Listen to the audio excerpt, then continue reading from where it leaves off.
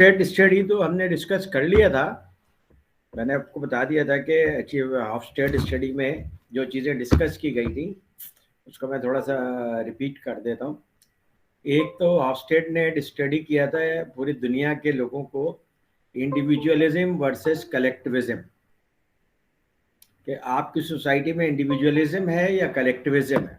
ठीक है, जैसे अमेरिकन सोसाइटी बिल्कुल क्लियरली उनके यहाँ इंडिविजुअलिज्म है, जैपनीज सोसाइटी उनके यहाँ क्लियरली बिल्कुल कलेक्टिविज्म है। बहुत सारी सोसाइटीज फिर इन बिटवीन है कि उनके यहाँ कुछ इंडिविजुअलिज्म भी है और कुछ कलेक्टिविज्म भी है।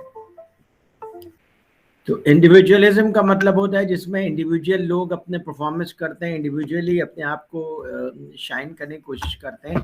तो ऐसी सोसाइटी को हम कहते हैं कि ये एक इंडिविजुअलिज्म वाली सोसाइटी है, राइट। फिर दूसरी जो सोसाइटी होती है उसको हम कहते हैं कि उनके यहाँ कलेक्टिविज्म है, जिसमें लोग मिलजुल कर काम करते हैं, एक दूसरे को सपोर्ट करते हैं। वी विल से कि उनके यहाँ कलेक्टिविज्म है। ठीक है, जैसे पाकिस्तान में कलेक्टिविज्म है, आपके बहुत सारे डिसीजंस होते हैं वो आपके फादर लेते हैं, आपके बड़े लेते हैं, और आपको फैमिली नॉर्म्स को फॉलो करना पड़ता है। तो जनरली पाकिस्तान में कलेक्टिविज्म है, लेकिन इंडिविजुअलिज्म का भी कल्चर है, इंडिविजुअली कोई ब्राइट भी निकलते हैं। लेकिन जब कोई इस तरह से कोई इंडिविजुअल निकलता है तो उसको सोसाइटी क्या कहती है कि रिबेलियस है, ये बागी है, ये सोसाइटल नॉर्म को फॉलो नहीं कर रहा बल्कि वो अपने लिहाज से चल रहे। तो हमारे यहाँ इंडिविजुअलिज्म को प्रमोट किया जाता है। इंडिविजुअलिज्म का कल्चर कलेक्टिविज्म का कल्चर बहुत स्ट्रांग है। तो ये दो तरह के कल्चर पाए जाएंगे आप देखेंगे दुनिया में, इंडिविजुअलिज्म का और कलेक्टिविज्म का। यानी ये एक्चुअली हॉफस्टेड ने एक बेसिस दे दी आपको कि किसी इलाके के कल्चर को समझना है तो उसका एक एलिमेंट होता है कि वहाँ पे इंडिविजुअलिज्म है या कलेक्टिविज्म है, चीज़ है। तो आप अपनी सोसाइटी को देखकर खुद डिसाइड कर सकते हैं। आप देखते हैं कि हमारे शादी के बाद भी लोग अपने वालिदैन के साथ रहते हैं, या एटलीस्ट अपने वालिदैन से और फैमिली से बहुत ज़्यादा वेल कनेक्टेड रहते हैं, और अपने पेरेंट्स की बात को मानते हैं और उनको फॉलो करने की कोशिश करते हैं। तो वी विल से कि हमारी सोसाइटी में कलेक्टिविज्म है, इंडिविजुअलिज्म नहीं है। ओके, फिर उसके बाद जो दूसरी चीज़ उसने देखी थी वो ये देखी थी कि पावर डिस्टेंस क्या है। पावर डिस्टेंस का मतलब ये है कि जो आदमी पावरफुल है उससे लोग करीब रहना चाहते हैं या उससे दूर रहना चाहते हैं। तो हमारे यहाँ पावरफुल आदमी से बहुत ज़्यादा डिस्टेंस करके लोग रहते हैं, उसको क्या कहते हैं सर कह के मुखातिब करते हैं, उसके पाँव छूते हैं।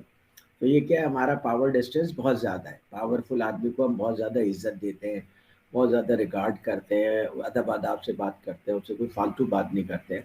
हम कहेंगे हमारे यहाँ हाई पावर डिस्टेंस है।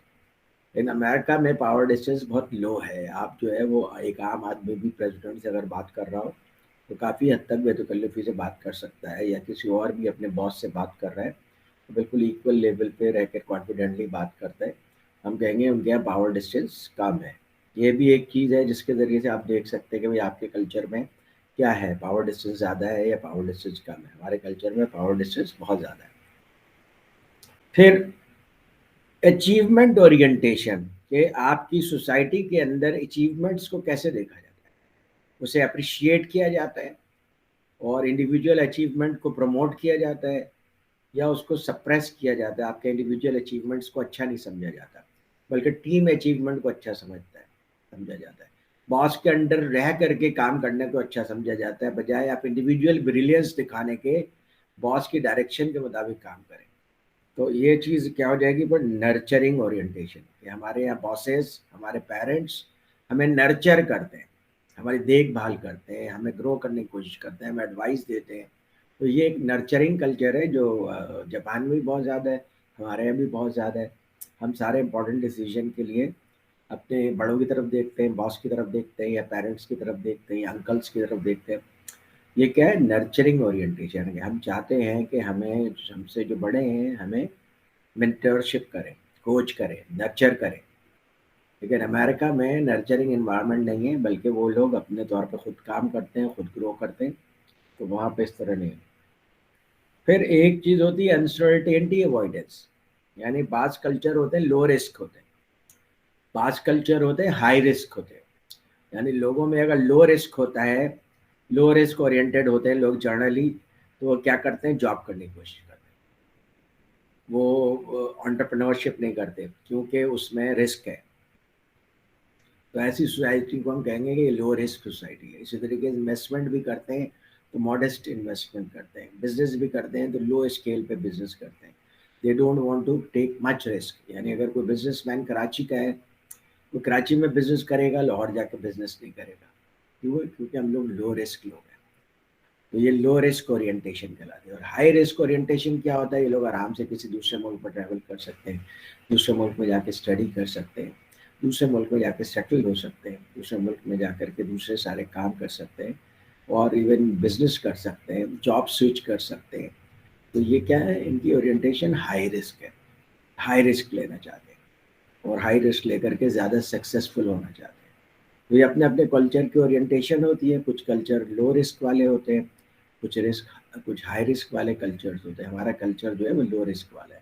ہمارے یہاں کوئی آدمی اگر رسک لینا چاہتا ہے تو سوسائٹی اس کو سپریس کرنے کی کوشش کرتی ہے, کنٹرول کرنے کی کوشش کرتی ہے. جیسے مثال کے طور پہ آپ جاب کر رہے ہیں, everybody is happy in your family and friends. جس دن آپ یہ اناؤنس کریں کہ میں جاب نہیں کر رہا بلکہ اب ایک چھوٹا سا کوئی بزنس اسٹارٹ کر رہا ہوں, تو لوگ آپ کو ریزسٹ کریں گے, ڈسکریج کریں گے, کہیں گے بھائی why you are taking this risk, you are already in a job, آپ کی فیملی اچھی طریقے سے چل رہی ہے, تو آپ کو یہ رسک لینے کی کیا ضرورت ہے. ٹھیک ہے. اور پھر لوگ کوئی بھی آپ کو انکریج نہیں کریں گے انٹرپرینورل ایکٹیویٹی کے لیے. کیوں؟ کیونکہ ہمارا جو ہے یہ لو رسک کلچر ہے. Got it. اور دوسرے کلچرز میں کیا ہوتا ہے کہ لوگ اگر اپنا جاب چھوڑ کر کے بزنس کر رہے ہیں یا بزنس کرنا چاہتے ہیں تو لوگ اس کو اپریشیٹ کرتے ہیں, سپورٹ کرتے ہیں. That is high risk culture. تو اپنے اپنے کلچرس ہوتے ہیں. تو لو رسک کلچر یا ہائی رسک کا کلچر یہ مطلب نہیں کہ ون ویلنگ کر رہے ہیں تو ہم کہیں وہ بہت ہائی رسک کلچر ہے. مطلب کیا میننگ فل رسک لیتے ہیں, اور لو لیول کا رسک لیتے ہیں یا ہائی لیول کا رسک لیتے ہیں, یہ کلچر ہوتا ہے. پھر اسی طریقے سے کلچرز میں یہ ہوتا ہے کہ ان کی اورینٹیشن لانگ ٹرم کی ہے یا شارٹ ٹرم کی ہے.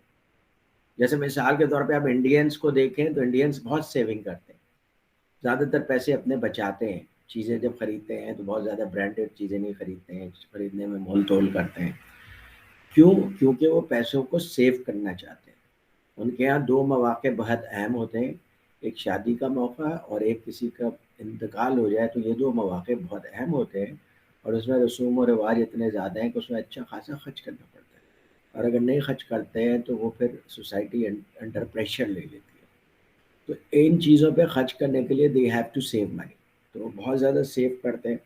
تو ہم کہیں گے ان کی جو اورینٹیشن ہے یہ لانگ ٹرم ہے. اس کے مقابلے میں اگر آپ پاکستانیوں کی اورینٹیشن دیکھیں تو مجھے لگتا ہے کہ پاکستانی شارٹ ٹرم اورینٹیڈ ہے, زیادہ پیسے سیو نہیں کرتے اور خرچ کر دیتے ہیں اور فیوچر کی فکر نہیں کرتے. تو یہ شارٹ ٹرم اورینٹیشن ہے. امیریکز میں بھی شارٹ ٹرم اورینٹیشن ہوتی ہے, وہ اپنے پیسے خرچ کر دیتے ہیں, بلکہ لیز پہ چیزیں لے لیتے ہیں اور پھر اس کے بعد پورے زندگی بھر لیز پیمنٹ کرتے رہتے ہیں.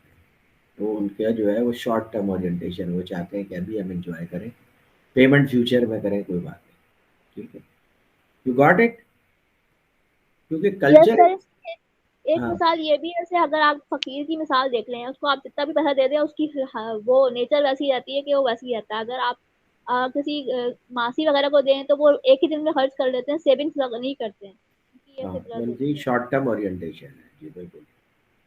کیوں خرچ کر دیتے ہیں؟ ان کو پتہ ہے کہ آج جیسے لوگ اور زیادہ موجود ہیں پاکستان میں, کل ان کو اور لوگ پیسے دے دیں گے, اس میں ان کو سیونگ کرنے کی ضرورت نہیں ہے. وہ شارٹ ٹرم اورینٹیشن یس ہے. سر. ٹھیک. یس سر. تو یہ بیسیکلی کلچرز کا مزاج ہوتا ہے. اور یہ کلچرز کو سمجھنے کے لیے چار بڑے بڑے ایلیمنٹس انہوں نے بتا دیے تھے کہ 4 ایلیمنٹس ہیں جن کے بیسس کے اوپر آپ کلچر کو انالائز کر سکتے ہیں. This is a good basis to analyse culture. تو آپ بھی کر سکتے ہیں. ٹھیک ہے. اچھا, اس کے بعد national culture and global management. جب آپ گلوبل لیول پہ کسی آرگنائزیشن میں کام کر رہے ہیں تو ایک آپ کا اپنا نیشنل کلچر ہے, اور ایک آپ گلوبل لیول پہ کام کر رہے ہیں تو گلوبل لیول پہ آرگنائزیشن کا ایک کلچر ہے. ان میں عام طور پہ ہارمنی ہوتی ہے, لیکن کہیں کہیں پہ ہارمنی نہیں ہوتی ہے. جیسے ابھی کرسمس کا موقع آ رہا ہے. اب کرسمس پہ جو ہے وہ لندن میں لوگ عام طور پہ میری کرسمس نہیں بولتے, کیونکہ میری کرسمس کا مطلب سے مسلمان ہرٹ ہوتے ہیں. تو مسلمانوں کا یہ ماننا ہے کہ حضرت عیسیٰ علیہ السلام اللہ تعالیٰ کے نبی ہیں, اور انسان ہیں، ٹھیک ہے، اور ان کو اٹھا لیا گیا تھا، واپس دنیا میں تشریف لائیں گے، باقاعدہ شادی کریں گے، پھر ان کا انتقال ہوگا۔ کرسچنز کا یہ بلیو ہے کہ حضرت عیسیٰ علیہ السلام نعوذ باللہ اللہ تعالیٰ کے بیٹے، اور صلیب پہ چڑھ کر کے انہوں نے تمام لوگوں کی مغفرت کا سامان کر دیا، یہ خود تکلیف اٹھا کر کے اب سارے کرسچنز کی مغفرت ہو گئی۔ تو 25 دسمبر کو بیسیکلی حضرت عیسیٰ علیہ السلام کی پیدائش کا ڈے سیلیبریٹ کرتے ہیں۔ تو ڈے سیلیبریٹ کس طرح کرتے ہیں؟ وہ کہتے ہیں کہ اللہ تعالیٰ کے یہاں بیٹا پیدا ہوا تھا، نعوذ باللہ۔ اب یہ ایک بہت بڑا ایمان کا مسئلہ ہے مسلمانوں اور کرسچن کے درمیان، ٹھیک ہے، ہم اس بات کو بالکل نہیں مانتے، اور کرسچنز کو اگر ہم یہ کہیں کہ ہم اس بات کو نہیں مانتے تو وہ کہیں گے ہم تو اس بات کو مانتے ہیں اور اس کے کچھ بھی بناتے ہیں۔ یہ بہت ڈیپ روٹڈ ڈفرینس ہے۔ اب آپ کا نیشنل کلچر ڈفرینٹ ہو گیا، یو کے کا نیشنل کلچر ڈفرینٹ ہو گیا، 25 دسمبر کو سیلیبریٹ کرتے ہیں۔ اب آپ کیا کریں کہ آپ ان کو میری کرسمس بولیں گے؟ میری کرسمس کا مطلب یہ ہوا کہ آپ جو ان کی ٹرینٹی ہے اس کی تصدیق کر رہے ہیں۔ مان کے لیے بہت شدید ترین خطرہ ہے۔ بہت سارے مسلمان مائنڈ نہیں کرتے، کہتے کوئی بات نہیں، میری کرسمس بولنے میں کوئی حرج نہیں ہے، اور بہت سارے مسلمان اس کو بہت زیادہ سیریسلی ٹیک اپ کرتے ہیں اور وہ میری کرسمس نہیں کہتے، ٹھیک ہے، بہت سے بہت کہہ دیتے ہیں تو ہیپی کرسمس کہہ دیتے ہیں، ٹھیک ہے، تو وہ یا پھر سیزنز گریٹنگ سے لکھ دیں گے۔ اگر آپ میں سے کوئی ملٹی نیشنل کمپنیز کے ساتھ اگر انٹریکشن میں ہے اس وقت، تو ان کے اوپر سارے جو میسیجز آئیں گے اس کے ٹاپ پہ لکھا ہوا ہوگا میری کرسمس اینڈ سیزنز گریٹنگس۔ تو وہ پھر اب آپ اس کا کیا جواب دیں گے کہ آپ بھی میری کرسمس لکھیں گے؟ پھر اسی طریقے سے ان کا جو ہالیڈے کا دن ہے کرسچنس کا وہ سنڈے، اور جیوز کا جو ہالیڈے کا دن ہے وہ ہے سیٹرڈے، اور مسلمانوں کا جو ہالیڈے کا دن ایکچولی ہے وہ ہے فرائیڈے۔ اور فرائیڈے کو آپ لانگ آورس کے لیے بیچ میں جاتے ہیں نماز پڑھنے کے لیے، ٹھیک ہے، تو اس کے لیے آپ کو کم از کم نہیں تو 2 آورس کا بریک چاہیے۔ تو بہت سارے اب تو دوسری کنٹریز میں بھی جہاں مسلمس ڈومینیٹنگ پاپولیشن، ان کو بھی پتہ ہے کہ Muslims go for prayers on Friday, وہ ان کو 2 آورس کی ریلیکسیشن دے دیں گے، ٹھیک ہے جناب آپ 2 آورس کے لیے جائیں، مسجد دور ہوتی ہے عام طور پہ، اور نماز پڑھ کر کے پھر واپس آ گئے۔ تو یہ اس وجہ سے کہ اب لوگ ایک دوسرے کو ایکوموڈیٹ کر رہے ہیں۔ وہاں پہ بہت سارے چرچز ایسے ہیں جنہوں نے مسلمانوں کو الاؤ کیا ہے کہ یہاں پہ چونکہ کرسچنس بہت کم آتے ہیں تو آپ لوگ اپنے فرائیڈے پریئرز یہاں پہ کر لیا کریں، کیونکہ ہمارا اگر ہوتا بھی ہے تو چھوٹا سا ایک مجمع ہوتا ہے اور وہ سنڈے کو آتا ہے۔ تو اس طرح سے بھی ایک دوسرے کے ساتھ کوآپریٹ کرتے ہیں۔ پھر اس کے بعد جو ہے ایک پرابلم یہ بھی آتی ہے کہ اگر فرض کیجئے کہ ایک امریکن کمپنی ہے، امریکن کمپنی جیسے اگزامپل دی ہے، وہ ہنگری میں کام شروع کیا انہوں نے، اب ہنگری میں لو ویج ہے، تو اب وہ نیشنل کلچر کے حساب سے ان کو ویج دیں گے، اگر امریکن ویج دیں گے تو وہ تو بہت زیادہ ہو جائے گا، انکنسسٹنسی آ جائے گی۔ پھر ہنگری کے لوگوں میں ورک ایتھکس وہ نہیں ہے، ورک کلچر وہ نہیں ہے، کیونکہ وہ سوشلسٹ اکنامی کے لوگ ہیں، ابھی وہ کنورٹ ہو رہے ہیں، سمجھ رہے ہیں کہ کس طریقے سے کیپیٹلزم کام کرتی ہے، تو اس لیے جی کو وہاں پہ جو ہے وہ بہت زیادہ پرابلم آئی ایڈجسٹمنٹ کرنے میں۔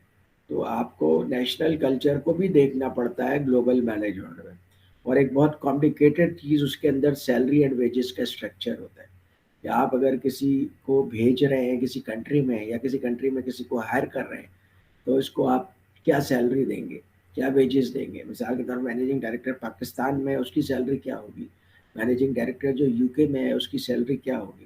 آف کورس جو مینیجنگ ڈائریکٹر یو کے میں ہے اس کی سیلری زیادہ ہونی چاہیے، اس وجہ سے کہ UK is more expensive, cost of living UK میں زیادہ ہے کمپیئر ٹو پاکستان، تو اس لیے لوگوں کو پھر باقاعدہ سیلری ریسرچ کرنی پڑتی ہے، اور اکارڈنگ ٹو نیشنل اسٹینڈرڈز وہ اس طرح پے کرتے ہیں، ایک ہارمونائزیشن بھی ہو اور لوگوں کی ایک لیونگ اسٹینڈرڈ اسی طرح ہو جیسے وہ چاہتے ہیں کہ ان کے ایگزیکٹوز کے لیونگ اسٹینڈرڈ ہو۔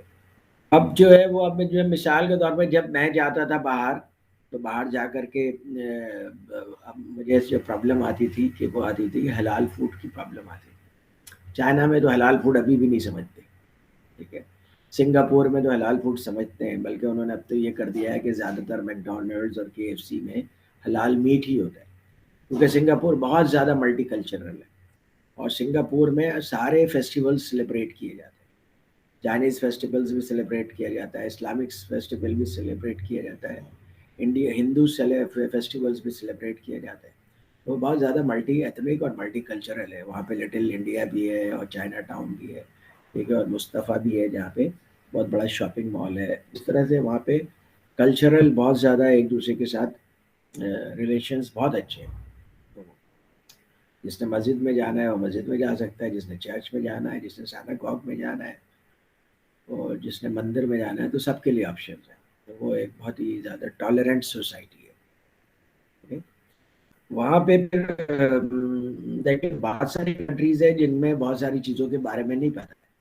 وہ حلال سے یہ سمجھتے ہیں کہ یہ لوگ سور نہیں کھاتے, ٹھیک ہے, باقی باتیں نہیں سمجھتے. ٹھیک ہے, تو اس کے بعد پھر چائنا میں جب میں گیا تھا, بیجنگ گیا تھا, تو مجھے بہت بڑی پرابلم ہوئی تھی کھانے پینے کی. تو بڑی مشکل سے پھر میں نے ایک انڈین ریسٹورینٹ ڈھونڈا جہاں وہ جو بیسیکلی ویجیٹیرین ریسٹورینٹ تھا, اور تو وہاں سے پھر ہمارا گزارا ہو جاتا تھا ویجیٹیرین ریسٹورینٹ میں. لیکن سنگاپور میں آپ کو حلال بہت آسانی سے مل جاتا ہے. لندن میں آپ کو آسانی سے حلال مل جاتا ہے. امریکہ میں ڈپینڈ کرتا ہے کہ ویئر یو آر. ٹھیک ہے, تو اس لیے کہ ہم لوگوں کی کمپنی, جیسے میں اس کے پاکستان کا مینیجنگ ڈائریکٹر تھا, تو چونکہ وہ ایک ملٹی نیشنل کمپنی تھی, تو ان کو پتا تھا کہ ہمارے مسلمس بھی کام کرتے ہیں اور دوسرے کلچر کے بھی لوگ کام کرتے ہیں, اور ایسے بھی ہیں جو ویگن ویجیٹیرین ہیں. تو وہ کیا, ہمیں جس ہوٹل میں سویڈن جاتا تھا اسٹاک ہوم میں, تو ایسے ہوٹل میں ٹھہراتے تھے جس کے قریب ہی واکنگ ڈسٹینس پہ ایک ہوٹل تاج تھا, جو ایک انڈین چلاتا تھا. He was a nice gentleman, اور اس کو پتا تھا کہ حلال کیا ہوتا ہے, اور اس کے مطابق بنا کر دیتا تھا. تو وہ ان چیزوں کا خیال رکھتے ہیں. ٹھیک ہے, اسی طریقے سے جب بھی میں ان کنٹریز میں جاتا تھا, تو وہ اپنے ظاہر سارے آئٹمس رکھتے تھے, لیکن ایک فش کا آئٹم اور ویجیٹیبل کا آئٹم ضرور رکھتے تھے, تاکہ ہمارے جیسے مسلمانوں کا گزارا ہو جائے, اور انڈین جو ویگن ہے یا ویجیٹیرین ہے ان کا بھی گزارا ہو جائے. اسی طریقے سے جب آپ ملٹی کلچرل انوائرمنٹ میں میٹنگ کر رہے ہیں, شام میں آپ کی نیٹ ورک پارٹی, اور نیٹ ورکنگ کہتے ہیں اس میں, نیٹ ورکنگ ڈنر, کیونکہ آپ سب سے انٹریکشن کرتے ہیں, آئیڈیاز لیتے ہیں, بہت فروٹفل ہوتا ہے. تو وہ تقریباً 4 آورس کا چلتا ہے. 4 آورس کا چلتا ہے. اس دوران وہ شراب پیتے ہیں. گورے تو شراب پینے میں احتیاط کرتے ہیں, اتنا زیادہ نہیں پیتے ہیں, ان کو اپنی لمٹ کا پتہ ہوتا ہے, لمٹ کراس نہیں کرتے. کیونکہ ایک آدمی کو پتہ ہوتا ہے کہ میں اتنی شراب پیوں گا تو کنٹرول میں رہوں گا, اس کے بعد پیوں گا تو آؤٹ آف کنٹرول ہو جائے. لیکن بہت سارے دوسرے کلچر کے لوگ, ان کو فری کی شراب ملتی ہے تو وہ پیتے ہی چلے جاتے ہیں. تو پھر اس کے بعد بیسیکلی جو پارٹی کی جاتی ہے وہ آفس کی طرف سے ہوتی ہے. Office pays for it, organisation pays for it. Organisation کو اس سے گین کیا ہوتا ہے کہ لوگ ایک دوسرے کے آئیڈیاز کو سمجھتے ہیں, ایک دوسرے کے قریب آتے ہیں. تو اب 4 گھنٹے کی اس پارٹی میں جب لوگ بیئر پی رہے ہیں یا وائن پی رہے ہیں, تو میں کیا کرتا تھا, ڈائٹ پیپسی پیتا رہتا تھا. ٹھیک ہے, وہ بھی کتنا پیتا پھر رہا. تو لیکن یہ کہ ظاہر ہے کہ جب آپ ملٹی کلچرل انوائرمنٹ میں, تو آپ کو یہ سب چیزیں سمجھنی بھی ہیں اور دیکھنی بھی ہیں. ٹھیک, میں ایک دفعہ لندن میں ایک مندر میں بھی گیا, ٹھیک ہے, اور میں نے دیکھا کہ وہاں پہ کیا ہو رہا ہے, کس طرح کا ہو رہا ہے. تو پھر اسی طریقے سے آپ دیکھیں کہ میں نے آپ کو اپنا واقعہ اپلوڈ بھی کیا, ڈرنکن پرانس کا, پتہ نہیں آپ نے سنا ہے یا نہیں سنا ہے. ٹھیک ہے, ویڈیو اس کی میں نے ڈال دی ہے. وہ میرے ساتھ سنگاپور میں ہوا تھا. کہ سنگاپور میں جب ہم لوگ ایک پورٹ کے اوپر ایم ڈی میٹنگ ہو رہی تھی, تو وہاں پہ بہت سارے ڈشز رکھے ہوئے تھے. تو اس میں میرے لیے حلال جو ڈش تھی وہ ایک ویجیٹیبل تھا, اور دوسرا پرانس تھے. پرانس میں کھاتا ہوں, بعض مسلمان پرانس نہیں کھاتے. تو پرانس بڑے بڑے پرانس تھے, جمبو پرانس تھے. تو میں نے 3-4 پرانس کھا لیا, میرا پیٹ اچھی طریقے سے بھر گیا. اگلے دن مجھے سنگاپور کا مینیجنگ ڈائریکٹر کہہ رہا تھا, تم کیا کھا رہے تھے؟ میں نے کہا میں پرانس کھا رہا تھا. اور پرانس ہم لوگ کھاتے ہیں, سوکے. اس نے کہا تمہیں پتہ ہے یہ کون سے پرانس ہیں؟ میں نے کہا نہیں. کہنے لگا یہ بالکل چھوٹے جب ہوتے ہیں نا, پیدا ہوتے ہیں, تو ان کو شراب میں ڈال دیا جاتا ہے, اور وہی شراب پی پی کر وہ اتنے بڑے ہوتے ہیں. اسی لیے ان کو ڈرنکن پرانس کہتے ہیں. یہ ایک ڈیلیکیسی ہے یہاں کی. تو یہ سب چیزیں بھی ہوتی ہیں. پھر اس طرح بھی ہوتا ہے کہ جناب اگر جس دن میں رات میں وہاں پہ سویٹ ڈش کھا لیتا تھا, خاص طور پہ سویٹ ڈش میں وہ ریڈ وائن ضرور ڈالتے ہیں, یا تیرامیسو بھی کھا لیا, وہ بھی بہت اچھی سویٹ ڈش ہوتی ہے. تو جس دن رات میں مجھے بہت اچھی نیند آتی تھی, مجھے ہوٹلز میں نیند نہیں آتی اچھی, تو پھر میں سمجھ جاتا تھا کہ میں نے رات میں کوئی ایسی چیز کھا لی ہے جس کے اندر الکوہل ہوگا. تو اللہ تعالیٰ معاف کرے, کیونکہ وہ ہر چیز میں الکوہل ڈالتے ہیں, اور باہر سالن میں پور پاؤڈر ڈالتے ہیں. تو اس لیے آپ کے لیے وہاں پہ بچنا بہت مشکل ہے. ایک دفعہ میں وہاں پہ بریک فاسٹ کر رہا تھا, میں نے اس کو آملیٹ بنانے کے لیے کہا کہ آملیٹ کلین ہوتا ہے، تو آپ کو پتہ ہے کہ آملیٹ از آملیٹ، اور میں نے کہا ویجی آئل میں بنا. میں اتفاق سے وہاں چلا گیا تو دیکھا اس میں ایک پاؤڈر ڈالنے جا رہا. میں نے کہا یہ کیا ہے؟ اس نے کہا oh sorry sorry it is pork powder, کیونکہ ان کی عادت ہے، وہ سب کو اسی طرح سرو کرتے ہیں. تو اب ڈفرینٹ کلچر میں اپنے آپ کو ایڈجسٹ کرنا بڑا ڈیفیکلٹ ہوتا ہے، اور بہت ساری چیزیں ہوتی ہیں ان کے لیے آپ کی اسٹرینج ہوتی ہے، آپ کی ان کے لیے اسٹرینج ہوتی ہے. ٹھیک ہے، تو آپ کے لیے وہ دیکھتے کہ یار یہ کس طرح کے لوگ ہیں جو ایک دن خوشی کا مناتے ہیں اس کے اتنے سارے جانور، لاکھوں جانور کاٹ دیتے ہیں. تو کوئی وحشی بدتمیز قسم کی قوم لگتی ہے. لیکن ایسا یورپ میں بھی ہوتا ہے. آپ کو پتا ہے کہ ڈنمارک میں وہ شارک کا شکار کرتے ہیں ایک دن، اور پورا جو سمندر ہوتا ہے وہ ریڈ ہو جاتا ہے. تو وہ بھی کرتے ہیں. اسی طریقے سے آپ اسپین میں دیکھیں گے وہ جو بل فائٹنگ ہوتی ہے جس میں بل کو زخمی کر دیتے ہیں، بل کو مار بھی دیتے ہیں. تو اس طرح کے شوز وہاں بھی ہوتے ہیں. تو یہ ہمیں اچھا نہیں لگتا کہ یہ جو بل فائٹنگ کرتے ہیں کیوں بل کو تکلیف دیتے ہیں، یا یہ کہ پھر کیا کہتے ہیں وہ شارک کا جو اتنا زیادہ شکار کرتے ہیں ایک دن. آپ کبھی دیکھیے گا گوگل پہ سرچ کر کے، وہ ان کا فیسٹیول ڈے ہے. تو آپ کو شاید وہ اچھا نہ لگے، لیکن ان کے لیے وہ ٹریڈیشنل اس کی ویلیو ہے. سینکڑوں سال سے ان کے پیرنٹس گرینڈ پیرنٹس کرتے چلے آ رہے ہیں. اسی طریقے سے اسپین میں ٹومیٹو کا بھی ایک دن ہوتا ہے، جیسے ہندوؤں میں ہولی کا دن ہوتا ہے. وہ جو بھی آدمی نظر آتا ہے اس کے اوپر وہ رنگ پھینک دیتے ہیں.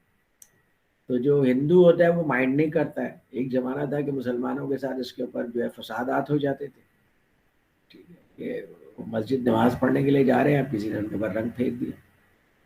تو ظاہر ہے they are enjoying their culture, تو آپ اس کو ٹالرنٹ ہونا چاہیے. آپ کو اسپین میں ٹومیٹو ڈے ہوتا ہے.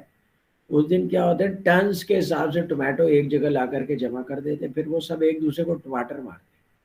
آپ دیکھیں تو ایسا لگے گا کہ سارے لوگ ٹماٹر میں ڈوبے ہوئے. اب یہ آپ کو تو لگے گا یہ کیا بیوقوفی کی حرکت کرے، مگر یہ ان کا کلچر ہے، ان کا ایک تہوار ہے، اس کو انجوائے کرتے ہیں. اس طرح آپ پوری دنیا میں دیکھیں گے نا تو مختلف طرح کی چیزیں لوگ انجوائے کرتے ہیں، اس کو سیلیبریٹ کرتے ہیں، اور آپ کے لیے وہ چیز عجیب سی ہوتی ہے. تو بات یہ ہے کہ اگر آپ نے انٹرنیشنل انوائرمنٹ میں کام کرنا ہے، انٹرنیشنل کلچر میں کام کرنا ہے، تو آپ کو ٹالرنٹ ہونا ضروری ہے. یہ نہیں کہہ رہا ہوں میں کہ آپ اپنے ریلیجن پہ کوئی کمپرومائز کریں. ٹیل دیم کہ آئی ایم مسلم اور میری اپنی سرٹین ویلیوز ہیں. I can not go beyond my religious values. ٹھیک ہے، کوئی بھی آپ کو وہاں پہ پریس نہیں کرے گا ملٹی نیشنل کمپنی میں کہ تم شراب ضرور پیو. ٹھیک ہے، ہاں اگر آپ پیتے ہیں تو آپ شراب پیئیں، تو وہاں پہ ان کو کوئی مائنڈ نہیں کرتے. ٹھیک ہے، اور اس کے بعد اگر آپ سور نہیں کھاتے ہیں تو آپ بتا دیجیے کہ میں شراب پیتا ہوں، سور نہیں کھاتا ہوں. تو وہ پھر آپ کو حلال ڈشز دے دیں. اس پہ وہ حیران بھی ہوتے ہیں، ایک حرام چیز کھا رہا ہے اور پھر دوسری چیز میں نخرے کر رہا ہے. تو یہ سب چیزیں کلچر میں چلتی رہتی ہیں. آپ کی کچھ چیزیں ایسی ہیں جو ان کی سمجھ میں نہیں آتی ہیں، ان کی کچھ چیزیں جو ہماری سمجھ میں نہیں آتی ہیں، ہمارے پرسیپشن میں نہیں آتی ہیں. پرسیپشن میں پہلے آپ لوگوں کو ڈسکس کر چکا ہوں ڈیٹیل. تو ملٹی نیشنل کلچر میں، ملٹی نیشنل انوائرمنٹ میں جو آپ کام کر رہے ہیں تو آپ کو ان سب چیزوں کے لیے ٹالرنٹ ہونا پڑے گا، اور یہ دیکھنا پڑے گا کہ میں اس پورے سچویشن میں کس طرح اپنے آپ کو ایکوموڈیٹ کر سکتا ہوں. تو اکارڈنگلی آپ اپنے آپ کو ایکوموڈیٹ کریے. جیسے مثال کے طور پہ میں جو ہوں وہ ہمارے ایس کے پاکستان کا جب مینیجنگ ڈائریکٹر تھا تو مجھ سے پہلے ایک گورا مینیجنگ ڈائریکٹر تھا. وہ کرسمس پہ لوگوں کو کیک بھیجتا تھا. تو ٹھیک ہے، کیک بھیج دیا، آپ کھا لیں.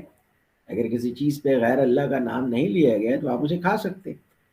لیکن میں جب مینیجنگ ڈائریکٹر بنا تو میں نے عید پہ بھیجنا شروع کر دیا. ٹھیک ہے، وہ بھی ٹھیک ہے، یہ بھی ٹھیک ہے. تو آپ کو ان چیزوں کو سمجھنا پڑے گا، ٹالرنٹ ہونا پڑے گا ان کے لیے. کیونکہ جب ملٹی نیشنل کمپنی میں آپ کام کر رہے ہیں، ملٹی کلچرل انوائرمنٹ میں کام کر رہے ہیں، یا آپ بہت زیادہ فریکوینٹ ٹریولنگ کر رہے ہیں، تو آپ کے ایسے نارم سیکھنے پڑیں گے کہ آپ دوسروں کے لیے انوائنگ ثابت نہ ہو. کیونکہ بہت سارے لوگ جو ہے نا وہ مثال کے طور پہ پاکستان کے بہت ابھی بھی کموڈ پہ اس طرح نہیں بیٹھتے ہیں جیسے بیٹھنا چاہیے. وہ یورپ اور امریکہ میں بھی جاتے ہیں تو اسی طرح بیٹھ جاتے ہیں، اور پھر اس کے بعد جوتوں کے نشان صاف نظر آ رہے ہوتے ہیں. تو وہ ان کے لیے بڑا انوائنگ ہوتا ہے کہ کیونکہ ہمارے ابھی بھی بہت سارے لوگ جو ہے کموڈ کو اس طرح سے ڈرٹی سمجھتے ہیں. لیکن یورپ اور امریکہ میں تو لوگ اسی طرح بیٹھتے ہیں. پھر اسی طریقے سے وہ اپنا واش روم بڑا کلین اور ڈرائی رکھتے ہیں. ہم اس کو ویٹ جب تک نہیں کریں واش روم کو تو پھر ہم صحیح طریقے سے پاک نہیں ہوتے. ان کے لیے یہ چیز اچھی، ان کو وہ یہ اچھا نہیں لگتا. اس طرح اور بہت ساری چیزیں ہیں جو کہ ان کے یہاں کسی اور طریقے سے کی جاتی ہیں، آپ کے یہاں کسی اور طریقے سے کی جاتی ہیں. تو جب بھائی ان روم ڈو واٹ رومنس ڈو، ٹھیک ہے، جیسا دیس ویسا بیس، لیکن آپ اپنے کلچرل آئیڈینٹی اور اپنی خاص طور پہ ریلیجیس آئیڈینٹی پہ کمپرومائز نہیں کریں. باقی جو ان کی چیزیں ہیں، جن چیزوں میں آپ کے ریلیجیس ویلو پہ کوئی حرف نہیں آتا، تو آپ ان کے مطابق چل سکتے ہیں تاکہ ایک ہارمنی کریٹ ہو. ورنہ آپ ملٹی نیشنل کمپنی میں کیسے کام کریں گے؟ اوکے، واٹ اٹ، یہ سوال ہے. یس سر. یس ہاں سر، آپ کہہ رہے تھے جیسے ملٹی کلچرل میں کام کریں آرگنائزیشن میں تو وائن وغیرہ کا کانسیپٹ ہے، تو اگر ہوں، اس کی جگہ ہم اگر چائے پی لیں یا کافی کا آرڈر کر دیں تو وہ بھی ہو سکتا ہے. جی چائے تو بالکل. ہر جگہ چلتی میں ڈائٹ کوک پیتا تھا، ڈائٹ پیپسی ہے. پیتا یس تھا، سر. ٹھیک ہے. یس سر. تو پھر آپ کو کتنی دفعہ پئیں گے؟ تو پھر میں ڈائٹ کوک پینا شروع کر دیتا. جی بالکل ایسے ہی ہوتا ہے، ٹھیک ہے. لیکن آپ یہ کہیں گے میں تمہاری پارٹی اٹینڈ نہیں کرتا کیونکہ تم لوگ شراب پیتے ہو، تو پھر آپ کیسے کام کریں گے ان کے ساتھ؟ ٹھیک ہے، یس سر. آپ مت یس پیئیں. سر. Thank you. Yes sir. سر اس کا آلٹرنیٹیو لے لیں، آئس کریم لے لیں، چائے لے لیں، کافی لے لیں. جی وہاں جی، تو سب چائے تو ملتی وہ ہوگی، اس کے کافی ساتھ نہیں ہوتی. بادام کھا رہے ہوتے ہیں، آپ بادام کھا لیجیے، that is yes sir. Perfectly fine. ٹھیک ہے. تو اب یہ جو ہے دنیا میں اسی طریقے سے یہ ہوتا ہے کہ سیلف مینج ٹیمز بننا شروع ہو گئی ہیں. اب جو ہے نا لیڈرشپ کی بجائے، کیونکہ آرگنائزیشن کے پروسیسز بہت اسٹرانگ ہو گئے ہیں، سسٹمز بہت اسٹرانگ ہو گئے ہیں، تو کوئی ایک پروجیکٹ دے دیتے ہیں یا کوئی ایک ایریا دے دیتے ہیں، اس کی ایک ٹیم بنا دیتے ہیں.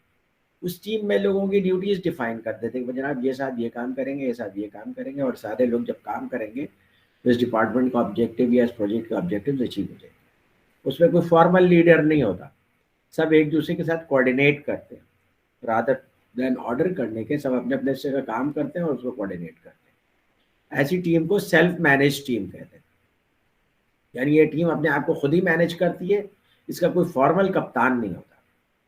جیسے آپ نے دیکھا ہوگا کہ یہ جو ڈبلز کھیلتے ہیں اس میں ٹیبل ٹینس میں یا بیڈمنٹن میں یا دوسرے گیمز ہیں، تو بیسیکلی دو کھلاڑی ہوتے ہیں جو ایک سائڈ پہ ہوتے ہیں، دو کھلاڑی دوسرے سائڈ پہ ہوتے ہیں، لیکن ان دونوں کھلاڑیوں میں کوئی کپتان نہیں ہوتا. یہ سیلف مینج ٹیم ہوتی ہے. ان کو پتہ ہے کہ کب میں نے شاٹ کھیلنا ہے، دوسرے کو بھی پتہ ہے کب میں نے شاٹ کھیلنا ہے. تو دونوں اپنی ایکسپرٹیز یوز کر رہے ہوتے ہیں، اس لیے کسی کو اس میں کپتان ہونے کی خاص ضرورت نہیں ہے.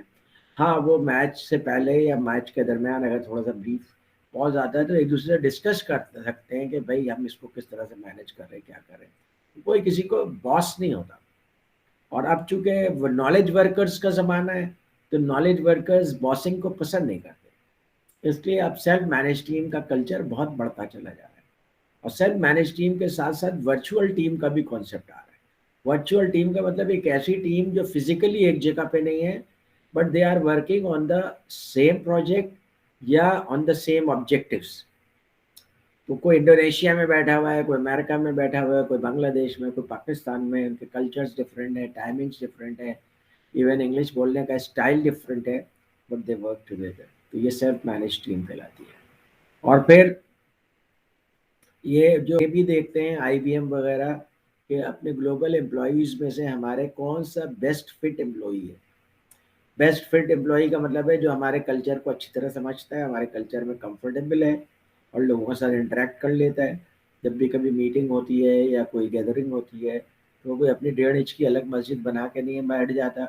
جیسے وہ پتہ چلا کہ دو مسلم ہیں میٹنگ میں، تو دو مسلم آپس میں ایک جگہ کونے میں بیٹھ کے باتیں شروع کر دیں، تو یہ پسند نہیں کیا جاتا ملٹی نیشنل کمپنی. بلکہ وہ یہ چاہتے ہیں، وہ اس لیے کہ انہوں نے جو کمپنی نے اسپینڈنگ کی اتنی زیادہ ڈنر کے اوپر، وہ فار پرپز کی ہے کہ ٹھیک ہے لوگ انجوائے کریں، کھائیں پئیں، شراب پئیں، لیکن ایک دوسرے کے ساتھ انٹریکٹ کریں، ایک دوسرے سے آئیڈیاز شیئر کریں، ایک دوسرے سے کانٹیکٹ ڈیولپ کریں، کلچرل ہارمنی کریٹ کریں. ٹھیک ہے، تو یہ ان کے آبجیکٹیوز ہوتے ہیں. تو اگر آپ ایسا نہیں کریں گے تو وہ کہیں گے یہ بیسٹ فٹ امپلائی نہیں ہے، یہ ہمارے کلچر میں فٹ نہیں ہو رہا ہے. دین پھر ان کو آپ کے بارے میں سوچنا پڑتا ہے کہ بھئی آپ کے لیے کیا کیا جائے. اچھا، اس کے بعد ایک cultural difference that expatriates face in international business. Expats کس کو کہتے ہیں؟ جیسے ابھی ہمارے یہاں ایک بہت ہی سانحہ ہو گیا، بہت برا واقعہ ہو گیا کہ آپ نے ایک بیچارے سری لنکن کو مار دیا وہاں پہ بیچارے کو. تو وہ ایکسپیٹ تھا. کوئی بھی آدمی جو دوسرے ملک میں آ کے کام کرتا ہے تو اس کو ہم ایکسپیٹریٹ کہتے ہیں, ایکسپیٹ کہتے ہیں شارٹ فارم میں. تو ایسی بہت ساری ایگزامپلز ہیں. بہت سارے پاکستانی جا کے سعودی عرب میں کام کرتے ہیں, عرب کنٹریز میں کام کرتے ہیں, ملیشیا, انڈونیشیا, سنگاپور میں کام کرتے ہیں, تھائی لینڈ میں کام کرتے ہیں, یورپ میں, امریکہ میں, آسٹریلیا میں کام کرتے ہیں. یہ لوگ کیا ہوتے ہیں, ایکسپیٹس ہوتے ہیں. اور بہت ساری کنٹریز تو ایسی ہوتی ہیں جو ان کو 20 ایئرس, 30 ایئرس, 40 ایئرس بھی گزر جائیں جاب کرتے ہوئے تو ایکسپیٹس ہی ٹریٹ کرتے ہیں. اور بہت ساری کنٹریز ہوتی ہیں کہ ان کو پھر ایک سلو پروسیس کے تحت آہستہ آہستہ ورک پرمٹ دے کر پھر آہستہ آہستہ ان کو اپنا نیشنل آئی ڈی دے دیتے, یعنی اپنی سٹیزن شپ دے دیتے, پھر وہ ایکسپیٹ نہیں رہتے. عام طور پہ ملٹی نیشنل کمپنیز میں لوگوں کو ایک جگہ سے دوسری جگہ بھیجا جاتا ہے 3 سال کے ٹینیور کے لیے, 5 سال کے لیے ٹینیور کے لیے, وہ ایکسپیٹس کہلاتے ہیں. جیسے مثال کے طور پہ یونیلیور پاکستان سے کوئی آدمی گیا ویتنام کا ایم ڈی بن کر کے, تو وہاں پہ وہ ایکسپیٹ کہلائے گا. اب اس کو جو پیکج ملے گا وہ ایکسپیٹ کا پیکج ملے گا. اب یونیلیور انٹرنیشنل پیکج کو کیسے ڈیل کرتا ہے؟ سب سے پہلے تو یہ ہے کہ جو ایگزیکٹو ہے وہ یہ کہے گا کہ بھائی میرے جو بچے ہیں وہ یہاں پہ پڑھتے ہیں, for example Karachi grammar school میں, تو یونیلیور کراچی گرامر اسکول سے بات کرتی ہے کہ یہ بچے 3 سال کے لیے دوسری کنٹری میں جا رہے ہیں, اور وہ پھر آپ ان کا 3 سال کا فیس لے لیں تاکہ بچے جب آئیں تو ان کو اپروپریٹ کلاس میں ایڈمیشن کریں. ٹھیک ہے, یہ ایک ایگزیکٹو نے جو نیگوشیٹ کیا تھا, میں اس کے بارے میں آپ کو بتاؤں. پھر ایگزیکٹو نے کہا کہ ویتنام میں وہ اسٹینڈرڈ آف ایجوکیشن نہیں ہے, پھر ویتنامیز میں میرے بچے پڑھیں گے تو وہ بڑی پرابلم ہوگی. تو یونیلیور نے ان کے بچوں کو یو کے میں بورڈنگ میں ایڈمیشن کرا دیا 3 سال. پھر اس کے بعد وہ یہاں سے ویتنام جا رہا تھا تو ظاہر ہے 3 سال کے بعد اس نے واپس آنا تھا. تو یونیلیور نے اس کے گھر کی تصویر لے کر کے اور تمام فرنیچر کو نمبر کر کے اپنے ویئر ہاؤس میں رکھ دیا تاکہ جب وہ واپس آئیں تو اسی ترتیب سے فرنیچر کو دوبارہ سیٹ کر کے ان کو دے دیا. ان کو یہ نہ لگے کہ جب آئے ہیں تو اب مس پلیس ہو گئے, اور بچوں کو واپس انہیں کلاسز میں ایڈمیشن مل جاتا ہے. پلس وہ سال میں 1 دفعہ یا 2 دفعہ اپنے ہوم کنٹری بھی آتے ہیں اکارڈنگ ٹو دا کانٹریکٹ. پھر ان کو ویتنام کے حساب سے سیلری دی جاتی ہے, ایکسپیٹ کی سیلری دی جاتی ہے. ایکسپیٹ کی سیلری ریگولر سیلری سے زیادہ ہوتی ہے. پھر وہاں پہ آپ کو گھر دیا جاتا ہے, کیونکہ جو لوگ وہاں پہ کام کرتے ہیں ان کے تو اپنے گھر ہوتے ہیں. لیکن کوئی آدمی دوسرے کنٹری سے آتا ہے تو اس کو گھر چاہیے, گھر دیتے ہیں. سیکورٹی کی ضرورت ہوتی ہے تو سیکورٹی دیتے ہیں, گاڑی کی ضرورت ہوتی ہے تو گاڑی دیتے ہیں, ڈرائیور کی ضرورت ہوتی ہے تو ڈرائیور دیتے ہیں. تو یہ ساری چیزیں نیگوشیٹ کر کے ہیومن ریسورس سے کوئی اچھی ملٹی نیشنل کمپنی میں پھر آپ ایک کنٹری سے دوسری کنٹری میں جاتے. اس کے باوجود بھی فیملیز کو ایشوز آتے ہیں. سب سے پہلا ایشو تو یہ آتا ہے کہ کلچرل شاک آتا ہے. یہاں پہ آپ کے بچے ایک کلچر میں کمفرٹیبل ہیں, آپ کی وائف ایک کلچر میں کمفرٹیبل ہے, اچانک آپ دوسرے کلچر میں چلے. ان لوگوں کے کام کرنے کے, کھانے پینے کے طریقے ہیں, ان کے جو فیسٹیولز ہیں وہ ڈفرینٹ ہیں. اور یہاں پہ آپ کی بیگم کا ایک سرکل ہے جو ان کے ساتھ کافی پینے جاتی ہیں کافی شاپ میں, یا شاپنگ کرنے جاتی ہیں, یا شام میں کلب میں ملتی ہیں. تو آپ کی وائف کی ایک سوشل لائف ہے, وہاں پہ وہ سوشل لائف جو ہے ان کو ختم ہو جاتی ہے یا کم ہو جاتی ہے. تو پھر وہ ان کو ایک کلچرل کورس کرایا جاتا ہے خواتین کو اور بچوں کو. جناب آپ جس کنٹری میں جا رہے ہیں, فار ایگزامپل چائنا میں جا رہے ہیں, وہاں کے نارمس کیا ہیں, وہاں پہ قریب میں آپ کو سوئمنگ پول کہاں ملے گا, جم کہاں ملے گا, اس کے ممبر شپ لینے کا کیا طریقہ ہے, اور ممبر شپ لے کر دیتے. اور پھر آپ کن کلبز میں چلے جائیں گے تو آپ کو امریکن, پاکستانی, انڈینس مل جائیں گے. آپ کو پاکستانی ریسٹورنٹس کی طرح, انڈین ریسٹورنٹس کی طرح, یہ سب باقاعدہ ان کو ایک کلچرل اویئرنیس کا کورس کرایا جاتا ہے. پھر ان کے لیے جو ہے وہ وہاں پہ جانا لیس پینفل. وجہ اس کی ہے کہ آپ کو شاید یہ لگ رہا ہو کہ ملٹی نیشنل زیادہ پیمپر کر رہی ہے. زیادہ پیمپر نہیں کر رہی ہے, وجہ اس کی ہے کہ بچے جب ایک کلچر سے دوسرے کلچر میں جاتے ہیں وہاں کی چیزیں سیکھنا شروع, پہلے ان کو ایڈجسٹمنٹ کا پرابلم ہوتا ہے, جب ایڈجسٹ ہو جاتے ہیں تو وہاں کی چیزیں سیکھنا شروع کر دیتے ہیں, بچے اس میں فاسٹ ہوتے ہیں. اور جب وہ ایڈجسٹ ہونے لگ جاتے ہیں وہاں کے کلچر سے تو پھر ایکسپیکٹ کے واپس آنے کا ٹائم ہو جاتا ہے. جب وہ واپس آتا ہے تو ان کو پھر اپنے کلچر میں, پرانے والے کلچر میں ری ایڈجسٹ کرنا پڑتا ہے. اس میں ان کے کلاس فیلوز ان کا مذاق بھی اڑا سکتے ہیں کہ تم یہ کیا باتیں کر رہے ہو، یہ کیا کہہ رہے ہو، یہ کیا کر رہے ہو. تو ان کے لیے یہ تھوڑا سا کانفیڈینس شیک بھی ہو سکتا ہے، یہ ایک سائیکولوجیکل ایشو بھی بن سکتا ہے. اس لیے کلچر کو بہت سیریسلی لیا جاتا ہے. اور ملٹی نیشنل کمپنی جب بھی اپنے کسی ایگزیکٹو کو ایکسپیرٹس کو دوسرے کنٹری میں بھیجتے ہیں تو جتنی زیادہ اس کو لیس پینفل کر سکتے ہیں کرتے ہیں، اور جتنے زیادہ پراپر ارینجمنٹس کر سکتے ہیں اس کے لیے وہ پراپر ارینجمنٹ کرتے ہیں. میں آپ کے بک میں ایگزامپل دی ہے کہ وغیرہ کھاتے ہیں تو امریکہ میں جس پارٹ سے اسٹیک بنتا ہے وہ پارٹ کچھ اور ہے، اور یو کے میں جس پارٹ سے اسٹیک بناتے ہیں وہ پارٹ کچھ اور ہے بیف کا. اب یہ بات آپ کو بڑی عجیب لگے گی، لیکن جو لوگ اسٹیکس کا شوق رکھتے ہیں اور اسٹیکس کے بارے میں بڑے پرٹیکولر ہیں، دوسرے کنٹری میں بھی چلے جائیں گے تو وہ وہی ویسے ہی بیف ڈھونڈیں گے جیسا کہ ہونا چاہیے. یہ تو صرف ایک بیف کی ایگزامپل ہے، ویجیٹیبل کی ایگزامپل ہے، ڈریسز کی ایگزامپل ہے، ان کے پرفیومس کی ایگزامپل ہے، ان کی ڈیلی یوز کی چیزوں کی ایگزامپل ہے. تو اس طرح سے جو ایڈجسٹمنٹ ہوتی ہے نا وہ بہت زیادہ ہوتی ہے. جب بھی کینیڈا امیگریشن میں آپ کے کوئی لوگ جاتے ہیں، دوست جاتے ہیں، تو سب سے پہلی چیز کینیڈین گورنمنٹ کیا دیتی ہے آپ کو؟ کینیڈین کلچر کے اوپر ایک کتاب، تاکہ آپ سمجھ سکیں آپ جہاں جا رہے ہیں وہاں کیا چیزیں نارمل ہیں، وہ نیو نارمل ہے. آپ کے یہاں وہ چیزیں نارمل نہیں ہیں، بہت بری سمجھی جاتی ہوں گی، یا ان چیزوں کا کوئی تصور ہی نہیں ہوتا ہوگا، وہاں پہ بہت نارمل. امریکہ میں ایسی کئی یونیورسٹیز ہیں جہاں پہ جس دن گریجویشن ہوتی ہے تو پورے جو اسٹوڈنٹس ہوتے ہیں وہ پورے روڈس کے اوپر ننگے پریڈ کرتے ہیں. آپ کے لیے تو بڑی اب نارمل بات ہے، بٹ اگر آپ وہاں جا رہے ہیں اور آپ جا کر کے وہاں پہ رہنا چاہتے ہیں تو آپ کو اس کے اوپر ایکسیپٹ کرنا پڑے گا کہ بھائی یہ ایسا بھی کرتے ہیں. یا اور دوسری ایسی چیزیں جو کہ آپ کو بظاہر اسٹوپڈ لگتی ہیں but they do that. Okay. Yes sir. Sir یہ ٹاپک کافی انٹرسٹنگ ہے. کیا؟ ہاں حقیقت بات ہے. تو کلچر بہت انٹرسٹنگ ہے اور کلچر بہت چیلنجنگ بھی ہے. تو آپ کو یہ سمجھنا پڑے گا کہ بھائی کس طریقے سے آپ دوسرے کلچر میں ایڈجسٹ ہو سکتے ہیں. سمجھا؟ اور یہ اتنا ایزی نہیں ہے کہ آپ کہیں گے میں کینیڈا جاؤں گا ایڈجسٹ ہو جاؤں گا. آپ کو اتنے کلچرل شاکس لگیں گے کہ 6 مہینے تک تو کوئی آدمی اکیلا جاتا ہے نا تو وہ اپنے کمرے میں آ کر چھپ چھپ کر روتا رہتا ہے کہ اس کو گھر کی چیزیں یاد آتی ہے، گھر کا کھانا یاد آتا ہے، چائے یاد آتی ہے، اماں یاد آتی ہیں، دوست یاد آتے ہیں. 6 منتھس کے بعد پھر وہ آہستہ آہستہ وہاں پہ ایڈجسٹ ہونا شروع ہوتا ہے. اور جو لوگ 6 منتھس میں ایڈجسٹ نہیں ہو پاتے ہیں دے کم بیک. تو دے آر ایگزامپلس، میرے دوستوں میں ایگزامپل موجود ہے جو امریکہ گئے، کینیڈا گئے، لیکن وہ ود ان 6 منتھس واپس آ گئے کیونکہ ان کا وہاں پہ کلچرل ایڈجسٹمنٹ نہیں ہو سکتا. Cultural adjustment is a great challenge, یہ کوئی معمولی بات نہیں ہے. ٹھیک ہے. اس لیے میں نے آپ کو یونیلیور کی ایگزامپل دی کہ کس طریقے سے انہوں نے اپنے ایگزیکٹوز کے لیے ساری چیزیں سیٹل کی to make it less painful for that executive and his family. چلو ایگزیکٹو تو ان کا امپلائی ہے تو اس کو تو کہیں گے بھائی تم ویتنام چلے جاؤ تو چلا گیا، لیکن اس کی فیملی کی کیا غلطی ہے؟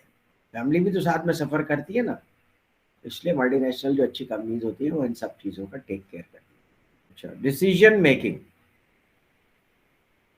لائف میں آپ ڈیسیژنس لیتے ہیں اور آپ جب میری طرح سے اس ایج کو پہنچ جائیں گے تو you will be what you are made up of your decisions. Whatever decisions you took in the past وہی چیزیں آپ کو آگے، جیسے آپ نے پی جی ڈی کرنے کا ڈیسیجن لیا، ٹھیک ہے، ایک ڈیسیجن ہے جس سے آپ کو اس لیے ڈیسیجن لیا ہے کہ آپ سمجھتے ہیں کہ اس سے آپ کو فیوچر میں زیادہ بہتری مل جائے گی. دس از اے ڈیسیجن. اسی طریقے سے آپ لائف میں اور دوسرے بہت سارے ڈیسیجن لیتے ہیں. تو ڈیسیجن میکنگ کے سلسلے میں ایک چیز یاد رکھیے گا کہ ایک آپ کی routine decision making. Routine decision making is easier and less painful, اور decision making is painful. Decision making is stressful. کیونکہ جب آپ کسی چیز کے بارے میں ڈیسیجن لیتے ہیں تو بیسیکلی آپ کئی آپشنز میں سے ایک آپشن سلیکٹ کرتے ہیں اور باقی آپشنز کو آپ فورگو کرتے ہیں اس امید کے اوپر کہ جو میں نے ڈیسیجن لیا ہے یا یہ بیسٹ ڈیسیجن ہے. ایکچولی تو وہ بیسٹ ڈیسیجن نہیں ہوتا، ہم کہتے ہیں کہ آپ آپٹیمل ڈیسیجن لیتے ہیں، یعنی سارے سرکمسٹانسز کو دیکھتے ہوئے، سارے ویریبلس کو دیکھتے ہوئے جو چیز آپ سمجھتے ہیں کہ سب سے مناسب ہے اس کو آپ ایکسیپٹ کرتے ہیں، لیکن کچھ چیزیں اس کے لیے آپ فورگو بھی کرتے ہیں، چھوڑنا بھی پڑتا ہے. تو اس لیے ہم کہتے ہیں ڈیسیجن میکنگ میں زیادہ تر ڈیسیجنز جو ہوتے ہیں وہ آپٹیمل ڈیسیجنز ہوتے ہیں رادر دین آپ اس کو کہیں کہ وہ بیسٹ ڈیسیجن. اور جو روٹین ڈیسیجنز ہوتے ہیں، جو نارمل ڈیسیجنز ہوتے ہیں، وہ آسان ہوتے ہیں. جیسے مثال کے طور پہ آپ نے ٹیشو پیپر کا باکس خریدنا ہے، it is an easy decision. آپ مارکیٹ میں جاتے ہیں، آپ کو فے برانڈ پسند ہے، آپ فے برانڈ خرید لیتے ہیں.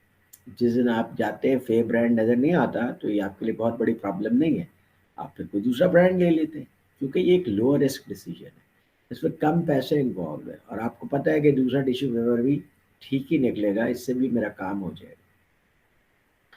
تو routine decisions are not painful اور ویری لیس پینفل. جو نان روٹین ڈیسیجنز ہوتے ہیں، جو انفریکوینٹ ڈیسیجنز ہوتے ہیں، وہ زیادہ کاسٹلی ہو سکتے ہیں اور زیادہ کنسرننگ ہو سکتے ہیں، اور اس کے اوپر آپ زیادہ ٹائم لگا سکتے ہیں. نان روٹین ڈیسیجنز کیا ہوتے ہیں؟ جو آپ کبھی کبھی لیتے ہیں، انفریکوینٹ لیتے ہیں. جیسے شادی کا ڈیسیجن آپ زندگی میں صرف ایک دفعہ لیتے ہیں، یہ ایک نان روٹین ڈیسیجن ہے، انفریکوینٹ ڈیسیجن ہے. اور پھر سب سے بڑی بات یہ ہے کہ ارریورسبل ڈیسیجن. ایک دفعہ آپ نے یہ ڈیسیجن لے لیا، اس کو ریورس کرنے میں یو ول گو تھرو، خدا نہ خواستہ اگر آپ کہتے ہیں نہیں یہ میں نے غلط ڈیسیجن لے لیا، مجھے اس کو ریورٹ کرنا ہے، تو you and your family and your spouse and your children will go through lot of pains and misery. ٹھیک ہے، تو یہ اتنا آسان نہیں ہوتا.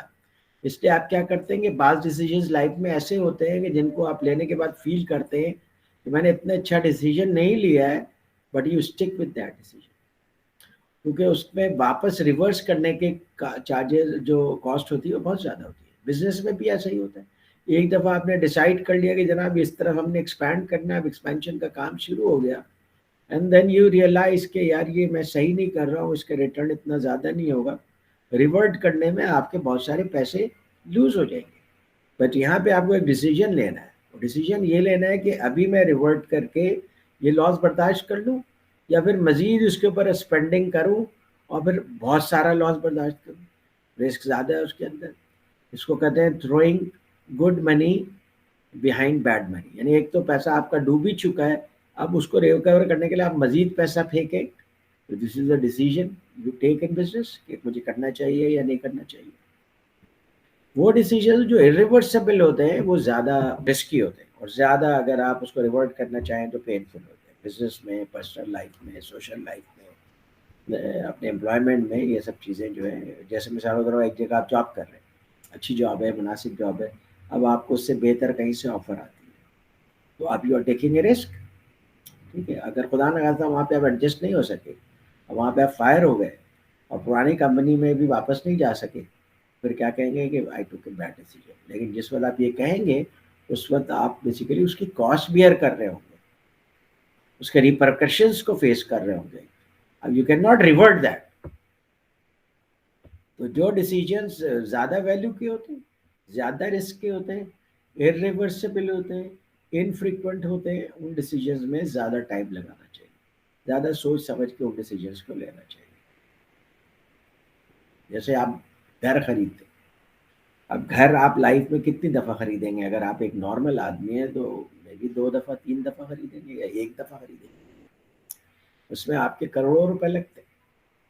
آپ نے گھر خرید لیا، گھر خریدنے کے بعد آپ نے ریئلائز کیا، آپ کو پتہ چلا کہ آپ نے جس جگہ پہ گھر لیا ہے وہ نیچے بنا ہوا ہے، اور جب بارش ہوتی ہے تو سارا پانی اندر آ جاتا ہے اور گراؤنڈ فلور پہ رہنا مشکل ہو جاتا ہے.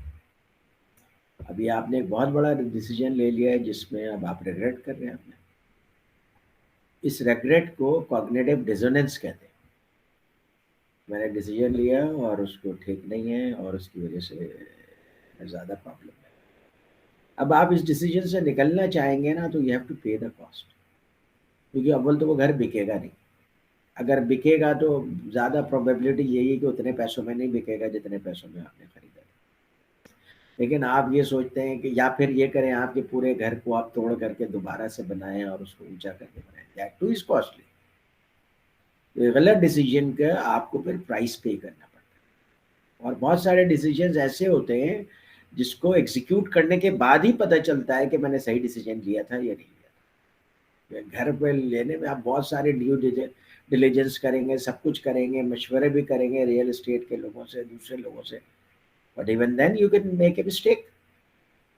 اسی طریقے سے آپ کوئی گاڑی خریدتے, تو گاڑی بھی ایک نارمل آدمی لائف میں کتنی دفعہ خریدتا ہے؟ 6 دفعہ, 8 دفعہ, 10 دفعہ خریدتا ہے, 4-5 سال بعد خریدتا ہے. تو یہ کوئی بہت فریکوینٹ ڈیسیجن نہیں ہے. اسی لیے آپ جب گاڑی خریدنے جاتے ہیں تو کسی میکینک سے بھی مشورہ کرتے ہیں, اپنے کسی فرینڈ سے بھی مشورہ کرتے ہیں جس کا گاڑیوں کا کام ہوتا ہے, اور پھر سوچ سمجھ کے گاڑی خریدتے ہیں. تو اکثر کبھی ایسا بھی ہوتا ہے کہ آپ کا ڈیسیجن اچھا ہوتا ہے, آپ خوش ہوتے ہیں کہ ہاں میں نے اچھی گاڑی خرید لی, اچھی پرائس میں خرید لی, اس کا انجن بھی اچھا ہے, اس کا انٹیریئر بھی اچھا ہے, ایکسٹیریئر بھی اچھا ہے, and I purchase it in a good price. But اس کا ریورس بھی ہو سکتا ہے, تو پھر آپ ریگریٹ کرتے ہیں. اور جب اگر آپ اس ڈیسیجن کو رول بیک کرنا چاہیں تو you have to pay the price, کیونکہ گاڑی کا کم پیسوں میں بکے گی. دین جو آپ نئی گاڑی خریدیں گے اس میں مزید پیسے لگانے پڑیں گے. That is the loss you suffer. تو یہ جو روٹین ڈیسیجن میکنگ ہوتے ہیں وہ ایزی ہوتے ہیں, اس کے اندر رسک کم ہوتا ہے. Naan routine decision making easy نہیں ہوتا ہے کیونکہ اس میں آپ کا تجربہ نہیں ہوتا. جب جس چیز میں آپ کا تجربہ نہیں ہوگا تو ظاہر ہے کہ وہ کام آپ اچھا نہیں کر سکتے. اسی لیے جو آپ کو مشورہ دیا جاتا ہے وہ یہ مشورہ دیا جاتا ہے کہ جب آپ بڑے ڈیسیجنس لیں, جیسے شادی کر رہے ہیں یا گھر خرید رہے ہیں یا گاڑی خرید رہے ہیں, اپنے بڑوں سے مشورہ کریں.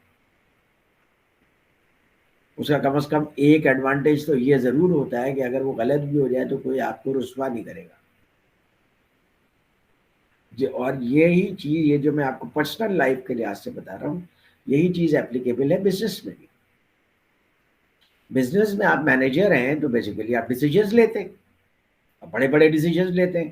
بھائی یہ ڈیزل جنریٹر خریدنا ہے یا نہیں خریدنا ہے, یہ ایک بڑا ڈیسیجن. یہ بوائلر لگانا ہے یا نہیں لگانا ہے, یہ بڑا ڈیسیجن ہے, اس کے اندر کروڑوں روپے لگتے ہیں. اور آپ روزانہ یہ ڈیسیجن نہیں لیتے, کبھی کبھی یہ ڈیسیجن لیتے. یہ پروجیکٹ کرنا ہے یا نہیں کرنا ہے, کتنے اسکوپ میں کرنا ہے, کتنے کاسٹ میں کرنا ہے, کتنے کاسٹ میں یہ ہو بھی جائے گا یا 3 سال میں پرائس ایسکلیٹ ہوگی. یہ سب ڈیسیجنس ہیں. اور ڈیسیجن آپ نے لے لیا ایز اے مینیجر, جب آپ ایگزیکیوٹ کرنے جائیں گے تو آپ کے سامنے نئی ریئلٹیز آئیں گی. آپ نے جتنا بھی اینٹیسپیٹ کر لیا ہوگا لیکن آپ کے سامنے سرپرائزز آئیں گے. ٹھیک ہے, تو آپ کو جو چیف ایگزیکٹو کو جو زیادہ پیسے دیے جاتے ہیں وہ اسی بات کے دیے جاتے ہیں کہ وہ کوالٹی ڈیسیجن میکنگ کریں. جس آدمی کے اندر یہ صلاحیت ہوتی ہے کہ اچھی کوالٹی کا ڈیسیجن لے سکتا ہے وہ چیف ایگزیکٹو مٹیریل ہے. ٹھیک ہے. اچھا, جب آپ ڈیسیجن لیتے ہیں تو ڈیسیجن اگر آپ اسٹرکچرڈ انوائرمنٹ میں لے رہے ہیں تو decision making is very easy. Structured environment کیا ہے؟ آپ کے سامنے کوئی آتا ہے کہ مجھے لیو دے دو 5 دن کی, آپ مینیجر ہیں, اب آپ کے پاس پالیسیز ہیں, پروسیجرز ہیں, گائیڈ لائنز ہیں, آپ کو اچھی طرح پتہ ہے کہ یہ 5 days کی لیو کے لیے ایلیجیبل ہے یا نہیں, اس کی لیو اتنی ہے بھی یا نہیں ہے. اگر ہے اور آپ سمجھتے ہیں کہ ہاں بھائی کام کو مینیج کر لیں گے تو آپ اسے لیو پہ بھیج دیتے ہیں. ہو سکتا ہے تھوڑی بہت پرابلم آ جائے اس کی جانے سے, بٹ یو کین مینیج. تو یہ روٹین ڈیسیجنز ہیں اکارڈنگ ٹو سسٹم ہے, اس کے اندر کوئی اتنی زیادہ کمپلیکسٹیز انوالو نہیں ہے.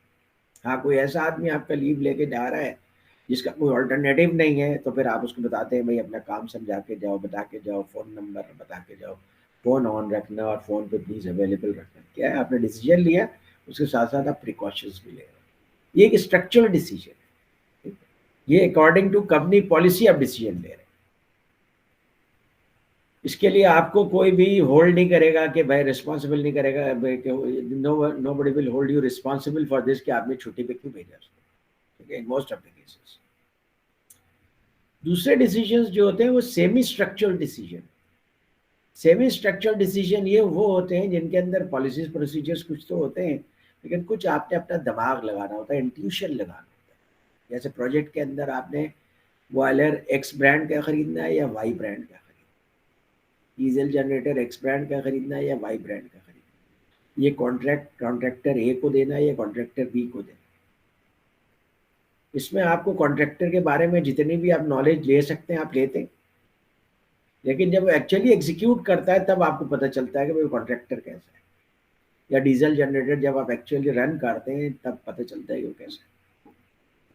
تو بزنس ڈیسیجنس کے متعلق ایک جو رول ہم کہتے ہیں وہ یہ ہے کہ you will never be fired for purchasing an I B M.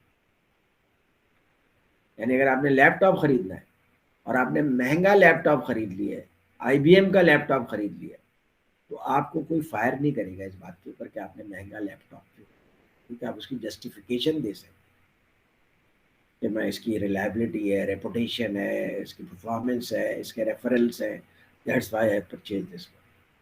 لیکن اگر آپ کوئی ایسا لیپ ٹاپ خرید لیتے ہیں جو ان برانڈیڈ ہے یا چائنیز ہے اور وہ آئی بی ایم کے ہاف پرائز پہ مل جاتا ہے، یو آر پرچیز مینیجر کہتے ہیں کہ میں بہت بڑا کام کر رہا ہوں، ہاف پرائز پہ لے رہا ہوں، آپ خرید لیتے ہیں اور خریدنے کے بعد وہ پرفارم نہیں کرتا ہے، everybody will hold you responsible. آپ کو کس نے کہا تھا کہ آپ ان برانڈیڈ لیپ ٹاپ لیں؟ آپ کو کس نے منع کیا تھا کہ آپ آئی بی ایم نہ لیں؟ تو اس لیے جو پرسنل ڈیسیجنز لیتے ہیں اس کے جو ویریبلز ہوتے ہیں کسی اور طریقے سے ہوتے ہیں، اور جو بزنس ڈیسیجنز ہوتے ہیں یا پروفیشنل ڈیسیجنز ہوتے ہیں اس کے ویریبلز کسی اور طریقے. اور اسٹرکچرڈ انوائرمنٹ میں ڈیسیجنز کے رسک اسمال ہوتے ہیں، آپ آسانی سے لے سکتے ہیں. سیمی اسٹرکچرڈ میں بھی ڈیسیجن لینا اتنا ڈیفیکلٹ نہیں ہوتا ہے کیونکہ آپ کے پاس کمپیریزن کے لیے نمبرز ہوتے ہیں، جسٹیفیکیشنز ہوتی ہیں. مثال کے طور پہ آپ بوائلر کی پرائسز کو کمپیئر کر سکتے ہیں، ان کے ٹوٹل لائف سائیکل کاسٹ کو کمپیئر کر سکتے ہیں، آر او آئیز کو کمپیئر کر سکتے ہیں، اور پھر آپ ڈیسیجن لے سکتے ہیں on the basis of those numbers کہ I should go for boiler X. اور جب اگر آپ سے کوئی پوچھے کہ بھائی آپ نے یہ بوائلر کیوں، تو you will be having proper justification کہ میں نے یہ پورا کچھ پریزنٹ کیا تھا بورڈ کے سامنے، بورڈ نے سارے فیکٹس اینڈ فیگرز دیکھے تھے اور بورڈ نے اسے اوکے کیا. تو کیا ہے، آپ اپنے ڈیسیجن کو سیکیور کرتے ہیں، اپنے آپ کو سیو کر لیتے ہیں. ایک ڈیسیجن لیا جاتا ہے وہ انسٹرکچرڈ انوائرمنٹ. انسٹرکچرڈ انوائرمنٹ کا مطلب یہ ہے کہ اس کے یہ فیوچرسٹک ڈیسیجن ہے اور اس کے بارے میں آپ کو بہت کم معلومات ہے. مثال کے طور پہ آپ کی کمپنی چاہتی ہے کہ اپنا آپریشن سری لنکا میں اوپن کریں. بہت سے بہت کیا کریں گے، سری لنکا کے بارے میں کچھ انفارمیشن لیں گے آپ نیٹ سے اور دوسرے ذرائع سے، اور پتہ کریں گے کہ اس بزنس میں وہاں پہ کتنے کمپٹیٹرز ہیں، کیا ہے. اور پھر ایک دفعہ دو دفعہ آپ سری لنکا چلے بھی جائیں گے، گھوم پھر کر بھی دیکھ لیں گے. لیکن جب آپ ایکچولی سری لنکا میں جائیں گے اور بزنس اسٹیبلش کریں گے تب آپ کو پتہ چلے گا کہ پانی کتنا گیا. تو سب سے زیادہ جو ڈیفیکلٹ ڈیسیجن ہوتا ہے وہ انسٹرکچرڈ انوائرمنٹ کا، جس میں آپ کے انٹیوشن زیادہ ہوتی ہیں اور انفارمیشن کم ہوتی ہے. آپ information as you can, but چونکہ ایک فیوچرسٹک ڈیسیجن ہے اس میں اتنی زیادہ انفارمیشن آپ کے پاس ہوتی نہیں. ایز اے ریزلٹ آپ کا ڈیسیجن جو ہوتا ہے اونلی ٹائم ول ٹیل آپ کا ڈیسیجن کیسا تھا. بہت سارے لوگ پھر جو اچھے ہوتے ہیں، جو جن کا دماغ اچھے طریقے سے کام کرتا ہے، اڈاپٹیو ہوتے ہیں، تو وہ پھر جب when they take a decision then they make it right. اگر انہوں نے ڈیسیجن لے لیا ہے کہ I am moving the business to Sri Lanka, then پھر وہ they will put every effort to make to prove that decision right. تو یہ بھی ایک کوالٹی ہوتی ہے چیف ایگزیکٹوس کی. تو سب سے زیادہ مشکل جو ڈیسیجنز ہوتے ہیں وہ انسٹرکچرڈ ڈیسیجن ہوتے ہیں، ہائی ویلیو ڈیسیجن ہوتے ہیں، ہائی رسک ڈیسیجنز ہوتے ہیں، اور فیوچرسٹک ڈیسیجن. اچھا، ڈیسیجن کیوں لیتے ہیں؟ ڈیسیجن اس لیے لیتے ہیں کہ کوئی اپرچونیٹی ہوتی ہے یا کوئی پرابلم ہوتا ہے، اس پرابلم کو آپ سالو کرنا چاہتے ہیں. میں نے یہ کوٹ خریدا، میں نے یہ کوٹ کیوں خریدا؟ کیونکہ ایک پرابلم ہے کہ سردیاں آ گئی ہیں، اب سردیاں آ گئی ہیں تو مجھے گرم کپڑے چاہیے.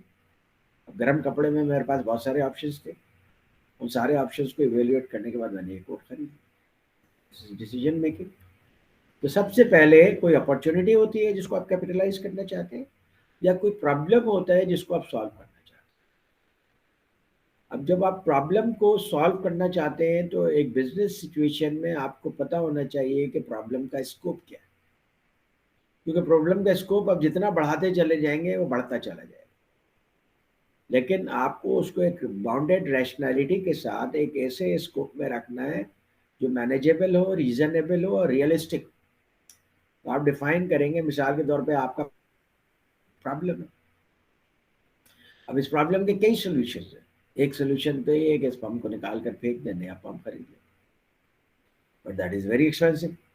آپ کی کمپنی کہتی ہے نہیں بھائی اتنا ہم افورڈ نہیں کر سکتے، اسی کو کچھ کرو.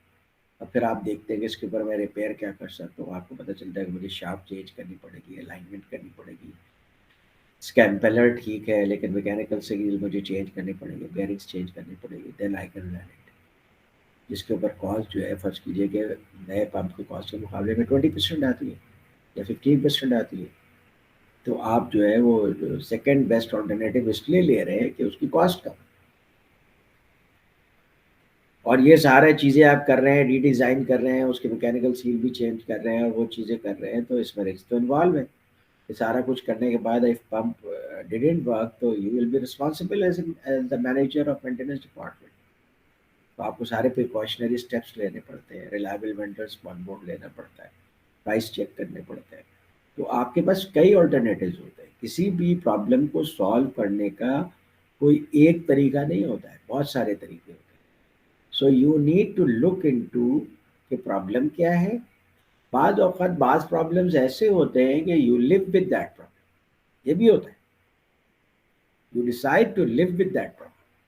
जैसे मिसाल के तौर पे गर्मियों में मेरे घर में बहुत लोड शेडिंग होती है, मुझे प्रॉब्लम होती है, ठीक है, मैं डिस्टर्ब होता हूँ, लेकिन मेरे पास 20-25 लाख रुपए नहीं है कि मैं यहाँ पे सोलर सिस्टम अपने घर पे लगा लूँ। जब मेरे पास इतने पैसे नहीं है, तो I will live with this problem. कुछ प्रॉब्लम्स ऐसे होते हैं जिसका सोल्यूशन इतना एक्सपेंसिव होता है या फिजिबल नहीं होता है या पॉसिबल नहीं होता है, तो you live with that problem. जैसे आप बेगम के साथ रहते हैं, ठीक है, you decide to live with that problem, कोई ऑल्टरनेटिव नहीं है। अगर आप दूसरी ले आएंगे तो हो सकता है पहली से भी ज़्यादा बुरी साबित हो। ये भी ध्यान में रखिए कि डिसीजन मेकिंग में बाज़ औक़ात ऐसा होता है कि you take know decision, you decide to live with the situation as it is, और फिर उसके बाद आपके सामने कई अल्टरनेटिव्स होते हैं। आप उन अल्टरनेटिव्स को आप रैंक करते हैं, उनको आप देखते हैं कि भाई इनमें से कौन सा अल्टरनेटिव आपके लिए ज़्यादा बेहतर है, ए बी सी, उनको एवेलुएट करते हैं, फाइनेंशियल फिजिबिलिटी देखते हैं, ऑपरेशनल फिजिबिलिटी देखते हैं, टेक्निकल फिजिबिलिटी देखते हैं, ठीक है। इन सब फिजिबिलिटी के बाद आप देखते हैं कि कौन सा सोल्यूशन आपके लिए बेस्ट है, कॉस्ट इफेक्टिव है, और फिर उस सोल्यूशन को आप इम्प्लीमेंट करें। अगर सोल्यूशन को आप इम्प्लीमेंट करते हैं, वो सोल्यूशन ठीक है, तो आपको सिस्टम में ये बात आ जाती है, आप अपने डेटाबेस में भी बात कर लिख देते हैं। आजकल तो नॉलेज कैप्चर का ज़माना है, नॉलेज मैनेज किया जाता है, तो ये चीज़ डेटाबेस में भी आ जाती है कि आइंदा जब भी ये प्रॉब्लम हो तो इसका ये सोल्यूशन है। दूसरे लोग भी इससे फ़ायदा उठा सकते हैं, आप भी अपने एक्सपीरियंस से आइंदा फ़ायदा उठा सकते हैं। तो आप जो है अपने सोल्यूशन से सेटिस्फाइड होते हैं, तो आपके दिमाग में एक रीइंफोर्समेंट का मैकेनिज्म होता है कि आइंदा जब भी ये प्रॉब्लम होगी तो मैं इसको इस तरीके से सॉल्व कर सकूँ। ये होता है नॉन रूटीन डिसीजन मेकिंग का प्रोसेस। जब आप सोल्यूशन के करीब पहुंच जाते हैं कि ठीक है, I am going to implement 3 solutions है, उनमें से I am going for solution B, तो अब इस स्टेप के ऊपर आपको पास एक चीज़ आ जाती है जो रैशनल डिसीजन मेकिंग का वाहिद स्टेप है, जो कि रैशनल नहीं है बल्कि इमोशनल है, दैट इज़ फियर फैक्टर।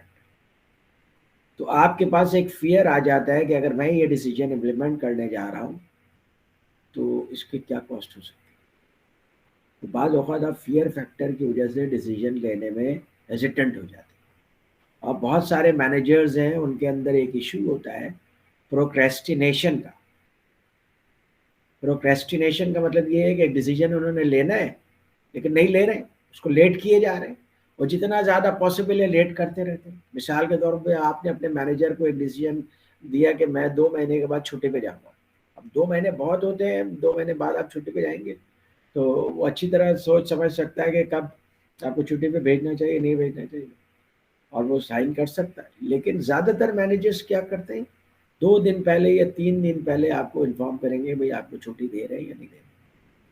ये क्या है? ये प्रोक्रेस्टिनेशन है, एक डिसीजन को डिले करना।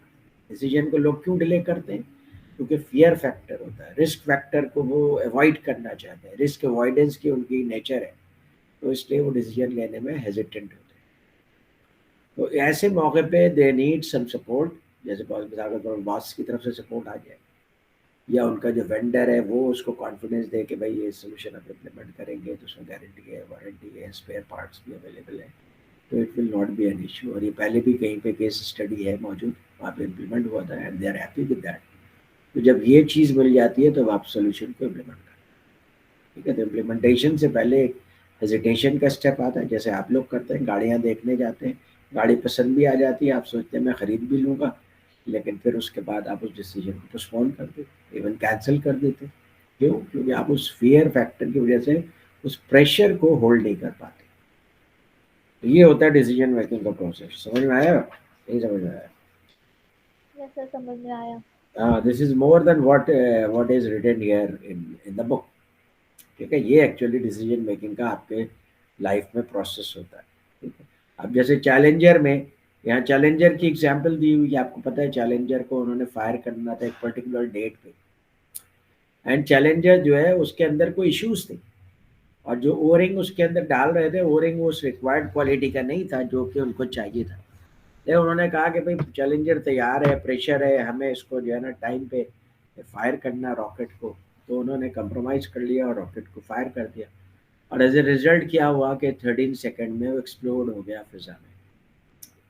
اسی طریقے سے برٹش پیٹرولیم کا واقعہ ہے، وہ بھی اورنگ سے ریلیٹڈ ہے.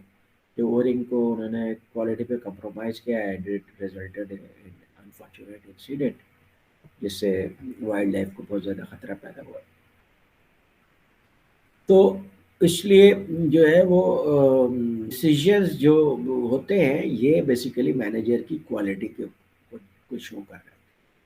جو مینیجرز اچھی کوالٹی کے ڈیسیجنز لیتا ہے وہ سینئر پوزیشنز پہ اس کو زیادہ کنسیڈر کیا جائے. یہاں پہ اس کو پھر اسی طریقے سے ڈیفائن کیا گیا ہے کہ دو طرح کی ڈیسیجن میکنگ ہوتی ہے، ایک پروگرام ڈیسیجن میکنگ، ایک نان پروگرام ڈیسیجن میکنگ. آپ کو بھوک لگ رہی ہے، آپ کے دماغ میں پروگرام بنا ہوا ہے کہ اس وقت مجھے بھوک لگ رہی ہے تو مجھے لائٹ اسنیکس لینے، میں سینڈوچ کھا لوں گا، بسکٹ کھا لوں گا، چائے پی لوں گا. یہ پروگرام ڈیسیجن ہے، اس کے اندر مجھے بہت زیادہ تردد کرنے کی ضرورت نہیں ہے، کوئی رسک انوالو نہیں ہے.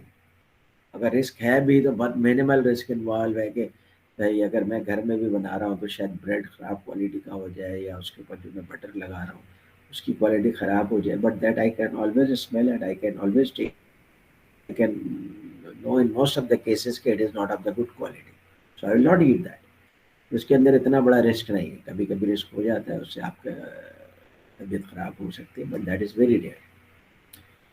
یہ سب پروگرام ڈیسیجنز ہوتے ہیں. آپ کو سونا کس وقت ہے، آپ کو اٹھنا کس وقت ہے، آپ کو کہاں جانا ہے، واک کب کرنی ہے، اس کے اندر ان ڈیسیجنز میں کوئی پریشر نہیں ہے. جو نان پروگرام ڈیسیجن میکنگ ہے، جو کہ میں نے نان روٹین ڈیسیجن میکنگ ہے، وہ اصل ریئل ٹف ہوتے ہیں سب کے لیے.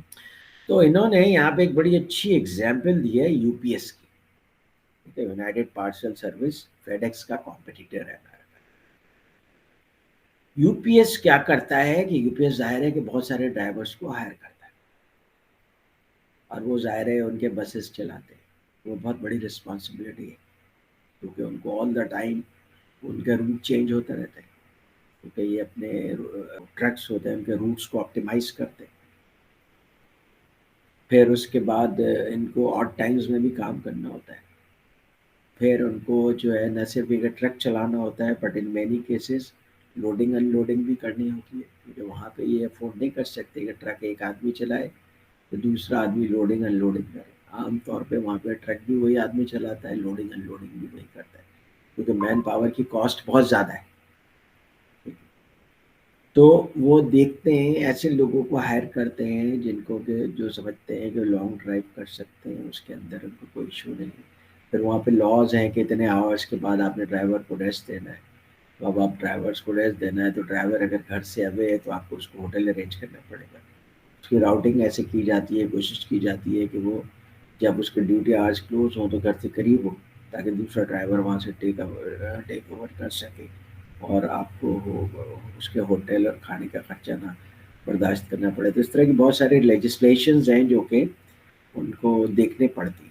اچھا، جب وہ ڈرائیور کو کسی کو ہائر کرتے ہیں تو اس ڈرائیور کو پوری طریقے سے ٹرین کرتے، اور باقاعدہ اس کو یہاں تک ٹرین کرتے ہیں کہ اگر وہ ڈالنے کے لیے پیٹرول پمپ پہ اپنی گاڑی پارک کرے گا تو کیسے پارک کرے گا، چابی اس کے کس ہاتھ میں ہوگی، کس طرح سے وہ پیٹرول کو ڈالنے کا انسٹرومنٹ ہے اس کو اپنے ہاتھ میں پک کرے گا، اور کتنے سیکنڈ میں اس کو پیٹرول یا ڈیزل ڈال لینا چاہیے اپنی گاڑی میں. ان سا اور لوڈنگ کیسے کرے گا, ان لوڈنگ کیسے کرے گا, سامان کو کیسے رکھے گا, کس سامان کو پہلے رکھنا ہے, کس سامان کو بعد میں رکھنا ہے. مطلب سمپل سی بات ہے, جس سامان کو آپ نے پہلے ان لوڈ کرنا ہے, پہلے کسی کسٹمر کو دینا ہے, اگر اس کو آپ نے بہت پیچھے رکھا ہوا ہے تو you will waste your time. آپ سارے سامان سے ہوتے ہوئے اس کو ڈھونڈیں گے پھر واپس لائیں گے. تو لوڈنگ اسی طرح کرتے ہیں کہ جس کو پہلے دینا ہوتا ہے اس کا سامان پہلے رکھا ہوتا ہے, جس کو بعد میں پارسل دینا ہوتا ہے اس کا پارسل اس کے بعد رکھا ہوتا ہے, تاکہ جب بھی ان کو لوڈنگ ان لوڈنگ کرنا ہو تو ان کے لیے یہ آسان رہے. ان سب چیزوں کی ان کے یہاں باقاعدہ ٹریننگ دی جاتی ہے,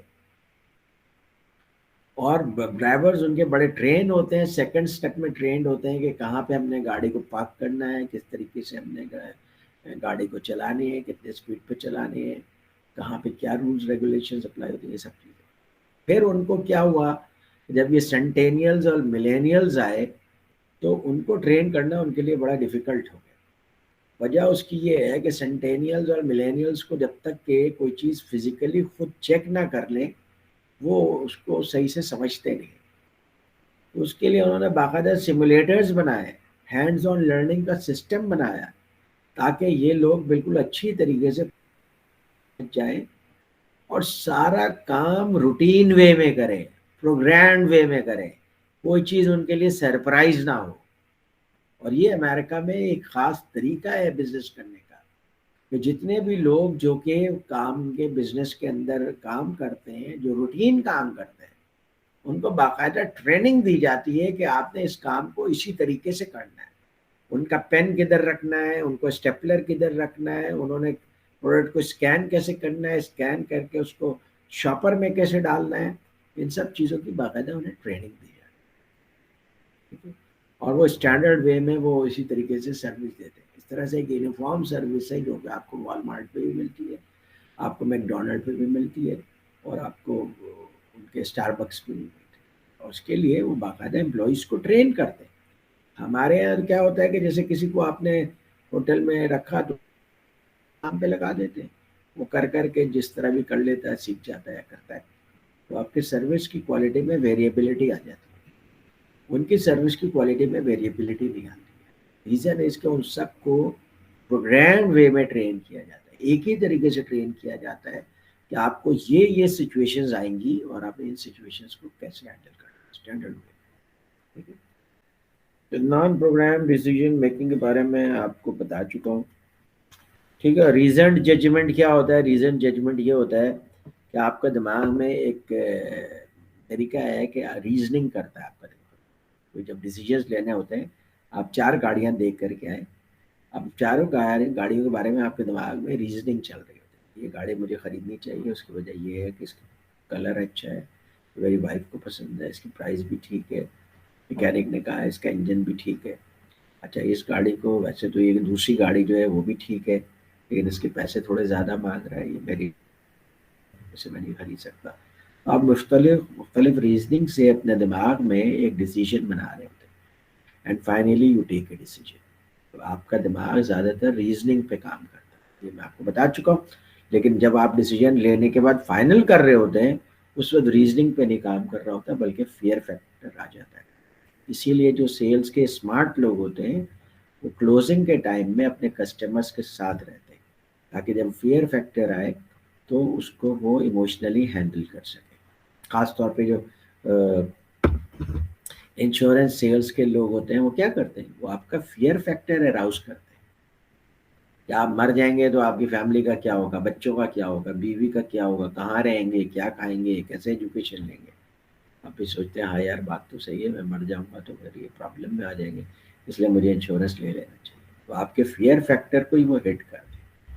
اور یہاں پہ جو مینیجر ایز اے پرسن میں ایک اچھی چیز انہوں نے ایکسپلین کی ہے, وہ یہ ایکسپلین کی ہے کہ دیکھیے آپ بہت سارے ڈیسیجن جب آپ سیمی اسٹرکچرڈ یا ان اسٹرکچرڈ انوائرمنٹ میں لیتے ہیں وہ انٹیوشن بیسڈ ڈیسیجن ہوتے ہیں. And intuition is sum total of your perception and past experience and education and knowledge everything. ان سب کی بیسس پہ آپ ایک ساؤنڈ ججمنٹ کے ساتھ وہ ڈیسیجن لیتے ہیں, جس کی کوئی اسٹرکچرڈ بیسس نہیں ہوتی ہے, لیکن آپ کو لگتا ہے کہ یہ ڈیسیجن ٹھیک ہے اور وہ ڈیسیجن آپ لے لیتے ہیں. خاص طور پہ جب آپ سینئر پوزیشن کے اوپر ہوتے ہیں تو آپ کو انٹیوشن بیسڈ ڈیسیجنس لینے ہوتے ہیں، ججمنٹل، آپ ججمنٹ کر کے اپنے مائنڈ سے ایک ڈیسیجن لیتے ہیں۔ اچھا، انٹیوشن بیسڈ ڈیسیجن کی بھی کوالٹی بعض لوگوں کی بڑی اچھی ہوتی ہے اور ان کے ڈیسیجنس بڑے ساؤنڈ ہوتے ہیں، اور بعض اوقات ایسا ہوتا ہے کہ ایز سینئر مینیجر یا چیف ایگزیکٹو آپ کو ڈیسیجن آن دا اسپاٹ لینا ہوتا ہے، آپ کے پاس اتنا ٹائم نہیں ہوتا کہ آپ انالیسس کریں، ریسرچ کریں یا ڈیٹا کو آپ دیکھیں اور پھر اس کے بعد ڈیسیجن لیں۔ تو you have to take decision on the spot. جب آپ آن دا اسپاٹ ڈیسیجن لے رہے ہیں تو اس ڈیسیجن کی کوالٹی کو میک شیور کرنے کے لیے آپ جتنا کچھ میجرس لے سکتے ہیں لیں، مثال کے طور پر جتنا ڈیٹا ہے اس کو آپ ضرور دیکھ لیں، ایک دفعہ لوگوں سے مشورہ کر لیں، کنسنسس ڈیولپ کریں، دوسرے مینیجر سے پوچھ لیں، تو ڈیسیجنس کی زیادہ بہتر کوالٹی ہو سکتی ہے۔ اچھا، پھر ہوتا کیا ہے جب سینئر مینجمنٹ 2 3 4 5 اچھے ڈیسیجنس لیتے ہیں، اس کے اچھے ریزلٹس آ جاتے ہیں، ان کے اندر ایک اوور کانفیڈنس آ جاتا ہے وچ از ویری ڈینجرس۔ وہ پھر آپ سے یہ کہنا شروع کر دیتے ہیں کہ جتنی تمہاری عمر ہے اس سے زیادہ میرا تجربہ ہے، ٹھیک ہے، اور میں تو اس آرگنائزیشن کے نٹ بولٹ جب ڈل رہے تھے اس وقت سے یہاں پہ ہوں، ان کو کیا پتا کہ یہاں کی مشینیں کیسے چلتی ہیں۔ تو بعض اوقات آپ حالانکہ جونیئر ہوتے ہیں لیکن آپ چونکہ کام سے ڈائریکٹ ہوتے ہیں تو آپ سمجھ رہے ہوتے ہیں کہ یہاں پہ یہ چیز زیادہ بہتر ہے اور آپ ٹھیک ہوتے ہیں، لیکن آپ کے جو سینئرز ہوتے ہیں، آپ کے مینیجرز ہوتے ہیں، وہ اوور کانفیڈنٹ ہو جاتے ہیں کیونکہ ان کے 3 4 ڈیسیجنز پاسٹ میں بہت اچھے ہو گئے تھے، اور وہ پھر بلنٹ ڈیسیجن لے لیتے ہیں which may be bad for the organisation. تو اس لیے انٹیوشن بیسڈ ڈیسیجن لینے میں اور اوور کانفیڈنٹ ہو کر ڈیسیجن لینے میں فرق ہے which you need to understand. جیسے بعض بچے ہوتے ہیں جس کے بارے میں اپنے بچے کو ماں باپ تعارف کراتے ہیں، دیکھو میرا بچہ کتنا کانفیڈنٹ ہے، حالانکہ آنیسٹلی اسپیکنگ وہ بدتمیز ہوتا ہے۔ تو کانفیڈنٹ ہونے میں کیا فرق ہے، یہ آپ کو ایز اے مینیجر بہت اچھی طریقے سے سمجھنا چاہیے۔ ریزن ہے کہ آپ جو ڈیسیجنز لیتے ہیں وہ اس کانفیڈنس کے ساتھ لیتے ہیں کہ انشاءاللہ آئی ول مینیج اٹ، اور آپ بہت سارے کیسز میں مینیج کر بھی لیتے ہیں، لیکن یہ آپ کے اندر ٹینڈنسی نہیں آتی کہ یار میں کوئی بھی ڈیسیجن لے لوں گا، کوئی بات نہیں، میں اس کو پھر مینیج کر لوں گا۔ At times it can be disaster. تو اس لیے آپ کو جب بھی انٹیوشن بیسڈ ڈیسیجن لیں تو جتنے بھی پریکاشنری میجر ہیں وہ لے کر کے لیں، اور اوور کانفیڈنٹ بالکل نہ ہو۔ آج کے لیے اتنا کافی ہے میرے خیال میں، یا کچھ اور ڈسکس کرنا چاہیے ہمیں؟ یس Is سر، it enough؟ کافی ہے۔